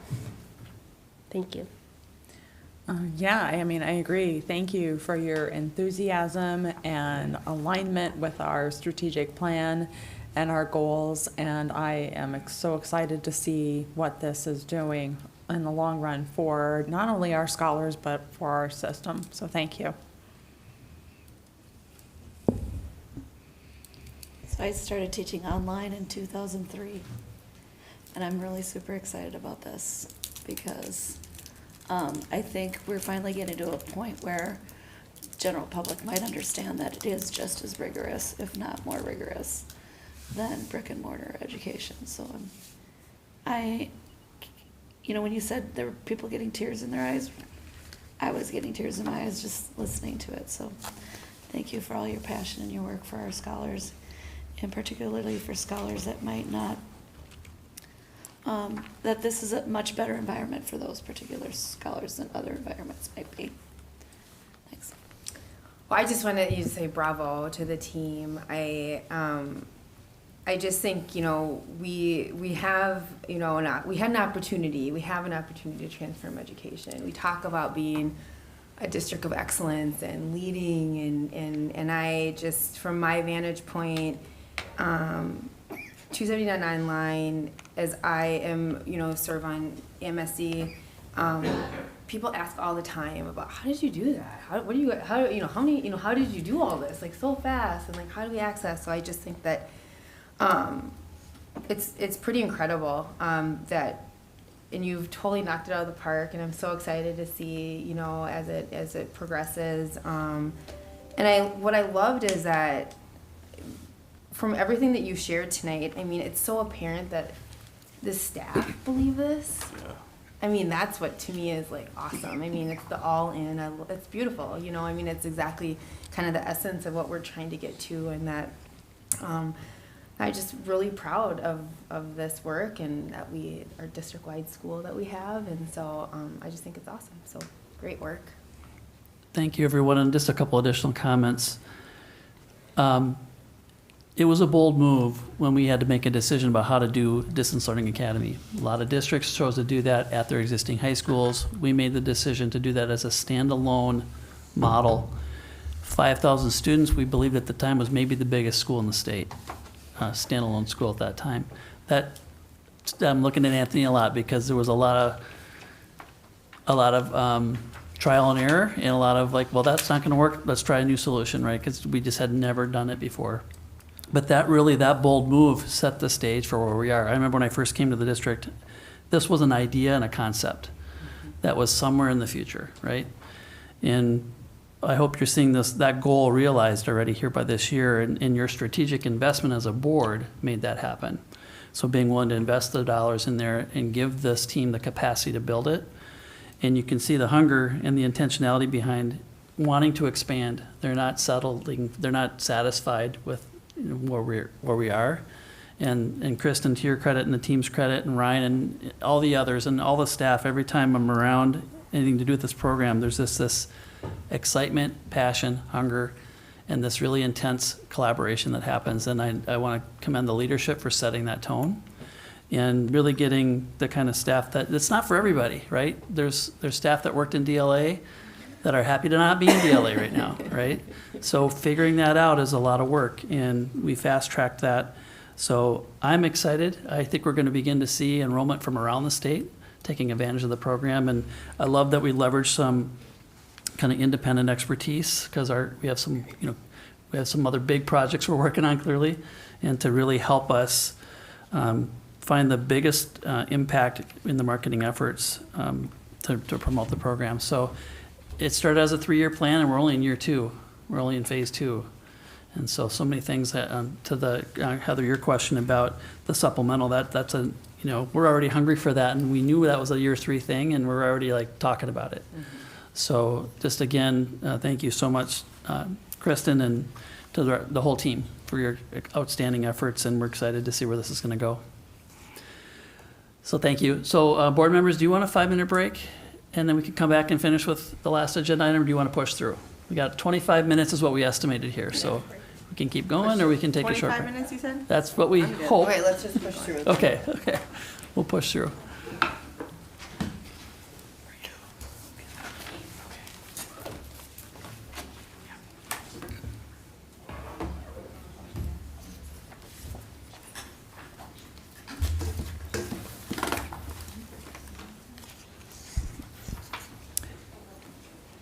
Hi, Kay. I thought you were just going to jump right in without introducing you. I can just jump right in if you're ready. So, as we've been talking about the last few weeks, to really give you an in-depth look at our communication plan for the referendum election. So, Kay has been working diligently on this. I know I've been starting to preview some of these materials with you. And Kay, to you and your team, thank you for your hard work in building a comprehensive launch to this referendum campaign. So, we're excited to see what you have for us tonight.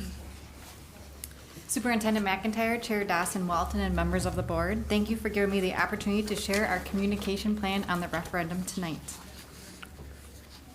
2 pieces to note on this communication plan. The first is that the content shared will be informational only.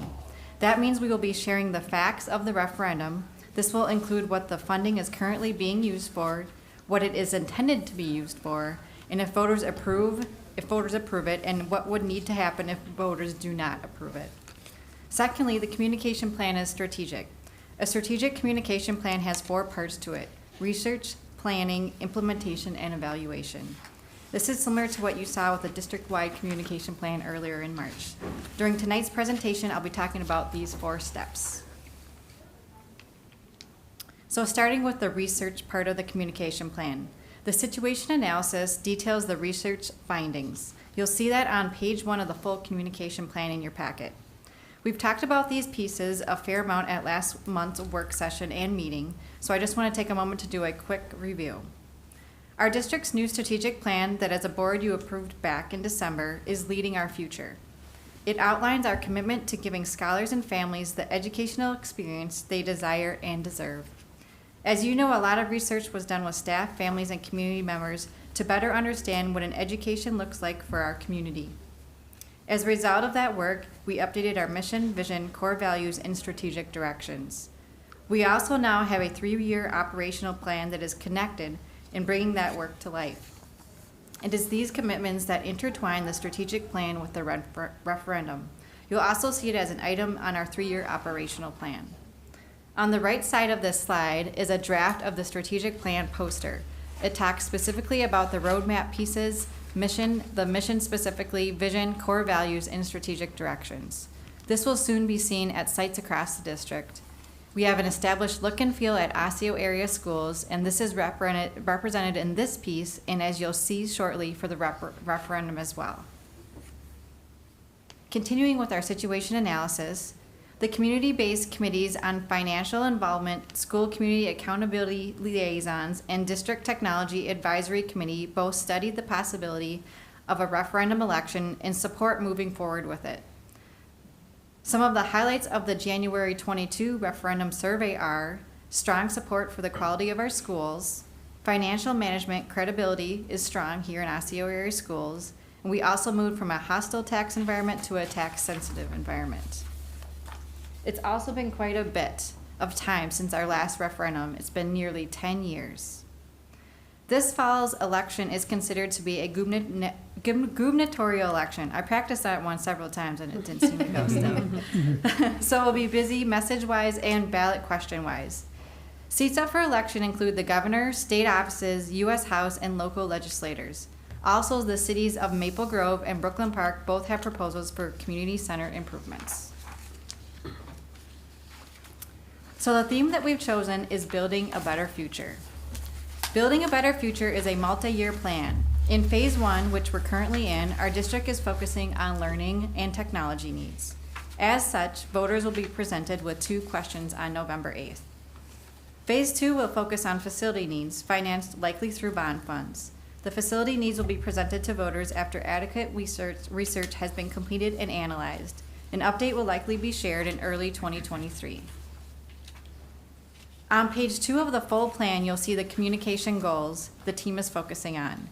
They are to ensure an informed voting public by providing timely, relevant, and easily accessible information, to equip parents, staff, and other key stakeholders to be trusted ambassadors of referendum information to other voters, to minimize surprise voters by starting to share information before the noisy fall election season, to encourage participation in the election by parents, staff, and key district stakeholders, to minimize misinformation and immediately correct and clarify any, to comply with all legal requirements of holding and communicating about a referendum, and finally, to build pride in and support for the district, staff, and scholars and students.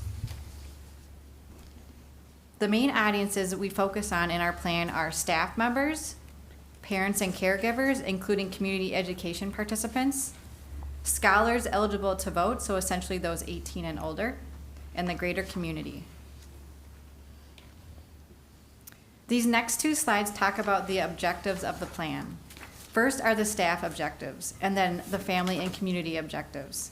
Objectives are similar to goals, but they are instead quantified and time-driven.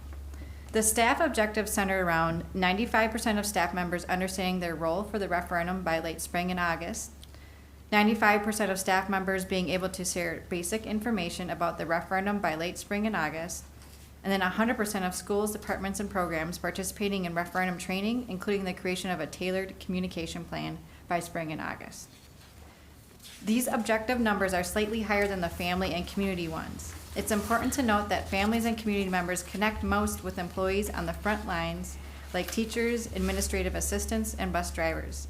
In essence, we're all ambassadors for the district and need to be in the know on the basics of building a better future. The family and greater community objectives are 90% of parents and caregivers will know where they vote on November 8th. 90% of parents and caregivers will be aware of the referendum by November 8th. And 80% of parents and caregivers will vote on November 8th. The note included on this point talks about the responses in our January community survey. When asked who plans to participate in the upcoming election, the always and often responses combined to 75%. This is fairly close to our objective here. These parents and caregivers objectives are exactly the same numbers that are in our community objectives too, which you'll see in your full plan. So with the goals and objectives set, we turn to the communication strategies. For all audiences, communication strategies include provide concise information in everyday language. Needed details will be on the website. Maximize the use of school-based referendum teams for local impact messaging. Maximize the use of personal social media or blogs. Utilize one-to-one communication whenever possible. Focus on rapid response to questions, rumors, and misinformation. Ensure staff understand what's in it for them and logical consequences of failure. Keep focus on local impact, local benefit, so community, not state or national. And for staff members, we also included emphasize the important role staff have as ambassadors. The key messages portion of the plan talks about the main pieces of the content. This is like the go-to quick summary to share with community members all of us interact with. The first November 8th ballot question focuses on the operating levy, which pays for day-to-day learning and instructional needs. Funding would continue and expand, individualized learning, academic interventions, and scholar mental health needs. The second November 8th ballot question focuses on the technology levy, which pays for classroom learning technology, infrastructure systems, and needed support staff. Funding would additionally prioritize school safety and security technology, tools and systems for all scholars, and digital learning spaces at schools. The tactics and tools pieces of the communications plan is the how behind getting the key messages out. You'll notice that there are quite a few tactics and tools being used. Again, we're entering a noisy election season, and from a communications lens, it's essential to try and reach audiences multiple times to ensure they receive our message. There are some familiar tactics and tools, but also some new ones based on our research. The specifics of these, including the staff responsible and timeline, are shared in the full communication plan. The tables under each audience share the detail. So the tactics and tools that will be used to communicate are as follows. Key messages and short summaries, staff training sessions with a communication toolkit, a website which is up and running right now, district279.org/betterfuture, presentations, e-newsletter messaging, emails from Superintendent McIntyre to staff and mass notifications to parents and caregivers, voicemail and text, social media. The upcoming community informational sessions will soon be shared as ads to reach a greater amount of our community members as well. Videos, graphics for monitors and TV displays throughout our schools and sites, messages on the outdoor sign here at the ESC, flyers and handouts, the Have You Heard newsletter and postcards, spots in our community ed booklets, our required mailer, and then community informational meetings and news releases and story pitches.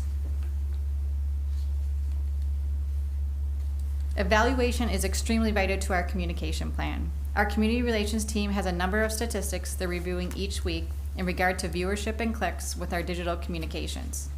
Our routine surveys are also very helpful to see if we reached our goals and objectives. And I know we talked earlier about that brush fire survey too. That will also be very helpful. Thought exchanges are a new qualitative way that we can gather feedback. You're going to be seeing that next week.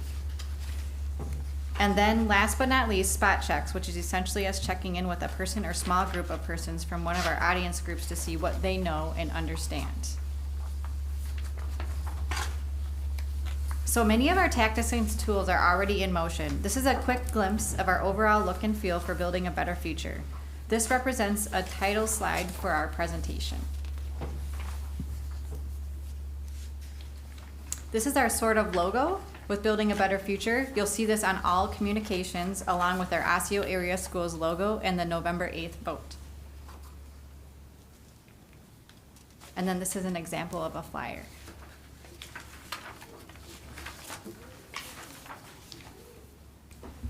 Thank you again for letting me take the time to share our referendum communication plan with you tonight. I'd be happy to answer any questions you may have or potentially even consider some small adjustments as we roll out week 2 of communications. Thank you. Anybody? So I have a clarification. So early in the presentation, you emphasized that this is about providing information to the voting public. So while there's multiple elements of the communication plan and training staff, that is so that the facts can be provided. It's not an advocacy position, correct? I just want to make sure that's very well understood. That is correct, completely, yes. Actually, we have a document that we're sharing with staff right now. The principals have it currently in admin assistance, but it details all those things that staff members can and cannot do. Got it. Thank you. I just want to make sure for the public watching and seeking to understand it, that was very clear. Definitely. Appreciate it. I have a question. I've had some questions about financing the marketing and the appearance of that to be a promotional for we want you to vote for this versus an informational tactic. Can you speak to that at all? Maybe just Sure. share that in a little bit different way so I understand maybe. Well, I've had some questions from people who have believe or feel that the amount of money that is being spent on marketing to distribute information about the referendum is in fact leaning less informational and more towards this is why you need to vote for this. So we can only do information only, so all of our content is strictly fact-based. Most of the resources that we're using, we already have in-house. So we're utilizing our mass notification system, that's something that we already have. Our e-newsletter system, that's something that we already have. The only thing that I would say that we're spending in addition to that for assistance is on the video side of things, and then also on the graphic side of things. So content-wise, that is all being developed in-house here. And then a lot of the distribution of that is also happening in-house. Okay, thank you. Mm-hmm. And I would just add, there's nowhere in any of that material where it says how to vote. It's information informing our public if they choose. Hopefully, we do encourage them. We are going to push to go vote. How you vote, up to you, right? But we really are wanting our public to get out and vote, right? So, and we want them informed. So we would need to make sure that, just like so many of our other messages, takes multiple efforts to I guess the get that question is through. a little bit more, is it appropriate for the district to be using taxpayer money to fund marketing I would say in general? Yeah, it's not marketing, it's information, just like any other operations of the school district. So we can all help send, that's a great feedback piece so that we continue to share. We are sharing information just like we share information on anything else we do in the district. This is once every 10 years. So it's, doubling down on the efforts to make sure people have the information because it's the next 10 years now that we're talking about. Yeah. And I would add too that it's not out of the norm for us to have like the video vendor that we're working with is one that we've worked with on the past for other projects as well. It's not out of the norm for us. Thank you. Mm-hmm. Speaking of the push to go vote, you mentioned that you're looking at 90% knowing where to vote by November 8th and being aware of the referendum by November 8th. But I know in past years there's been a huge push much early on for early voting. And so I'm wondering if it makes sense for us to move up that November 8th date to a earlier deadline. for the 90%? Yeah, Taking so- on to that, that's a good point, because early voting starts September 23rd. Yes, and we're going to definitely share that out. So a lot of our flyers that we're working on right now, even I know the social media push that we just did recently, we say vote earlier on November 8th. So that folks know that they can vote ahead of time. And then we will do a stronger push once we get, because we do know that the early voting date, we'll do a stronger push at that time as well. Okay. And I think, and that certainly makes sense. I think it's just that mindset of, I don't want us to get stuck on that November 8th date and miss The opportunities where yep. we could have really put forth, additional effort earlier on, so. I completely agree.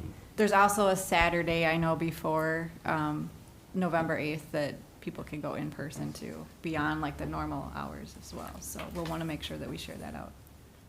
And it's a bit of a change in our vocabulary. Instead of saying on November 8th, maybe it's by November 8th, right? Because there's a window of voting that can occur there, even though election day's on the 8th. And I think, our goal right now is to really get as much information out early here this spring. We'll have a lull this summer. And then as we come back to school, closer to that early voting date, when it's fresh, we can really push on the informational reminders to do that if people choose to vote early versus, when they come to the polls on the 8th. The last few weeks, I would say, is just kind of a get out the vote sort of push. So we just want to make sure people are voting at that point in time.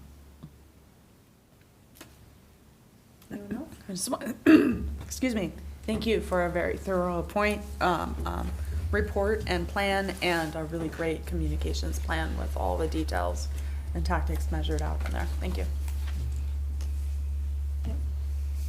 Looks good, that's good. Yeah, I just wanted to say thank you for the level of detail in that plan. And that's in your materials, and the alignment to our overall communication plan as well. Very similar in organizational structure and the plan to roll it out too. So just a couple of highlights too. We have our community meetings coming up on April 19th, May 3rd, May 17th. And then we're doing staff team training around the information on, I think it's April 18th and April 25th. Correct. For our school Correct. teams as well, because they're very vital communicators for us at the school level. Awesome. Okay. Good work, thank you. Okay, board members, I know we're over time. Just a couple quick highlights. Lastly, on our district calendar, board calendar, there's a couple adjustments I wanted to point out for the upcoming 2 months here.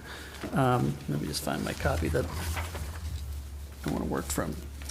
So we just had the chance to get preliminary feedback on our special education opportunity review with district management council or group. They used to be council, now they're called district management group. They will be on site May 11th, working with our team in partnership with Kelly Wilson and EMO and Becky Hespin as well.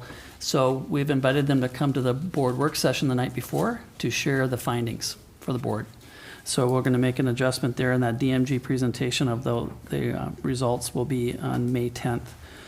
And then to back up just a bit, later this month at our regular meeting, we'll have our ECMAC report so that we can do the DPAC report in May. The DPAC team, with the amount of work that they're going through, a couple of you are very deeply enmeshed in that.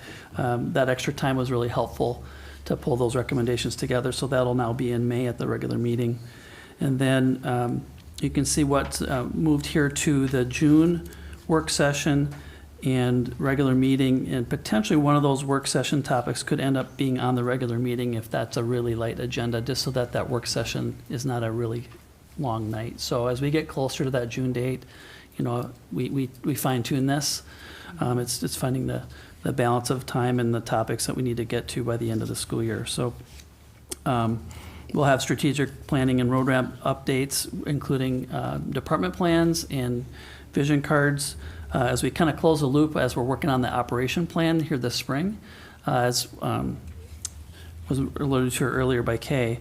And then we will have a follow-up on our comprehensive services and supports update. We still have the intention to try to update you on our Indian education program, along with we need to get to the preliminary budget conversation in June as well. So those are meaty topics. And as we get into May, and we'll make some decisions about what we can do to balance that out in the June meetings. So those are probably the highlights of what's coming here in the next 2 months. And then I've already begun to draft next year's one-year board calendar, beginning to at least plot out the things we know are recurring, required topics at certain times of the year for state requirements and things like that. And then we'll just begin to fill in the beginning of the school year once we also have a chance to connect in the summer and begin to map some of those other things out. Questions? Go ahead. We have a request from the RISE committee to do a formal presentation to the Yep. board. Thank you for asking. That'll be a part of the George Floyd resolution topic on May 10th. Okay. Yep, I failed to mention that. Thank you for bringing that up. Can we update that for the agenda then? I can add that to the George, yeah, it's part of the George, Yeah. that came out of the George Floyd resolution, so my thought was the RISE committee is one of many things that we'll be updating the board on and give that RISE committee a chance to address the board. The only thing I'll say to that, and the reason why I'm asking you to clarify that they'll be presenting in May, is that they've put a lot of time and effort into what they're planning to present, and I want to make sure that they are known as, you know, a formal committee. They've put a lot of time into this. Just kind of like we identify ECMAC and And DPAC, DPAC and others, sure. Yeah, I can separate those out, that's no problem. And as you've seen, this evolves every week. We're kind of always revising this and adjusting based on just unexpected things that come at us. So I'm sure you see it every week in my update, and we try to highlight the changes as they come. So this is good as it is today. Yeah. And with that, I think Chair Dawson-Wellman, I think we're ready for adjournment. The board will go into closed session after this evening's work session is adjourned. We will reconvene in the forum for the session, which is closed pursuant to Minnesota Statute 13D.03 for labor negotiations with teachers. This work session is adjourned at 8:25 p.m.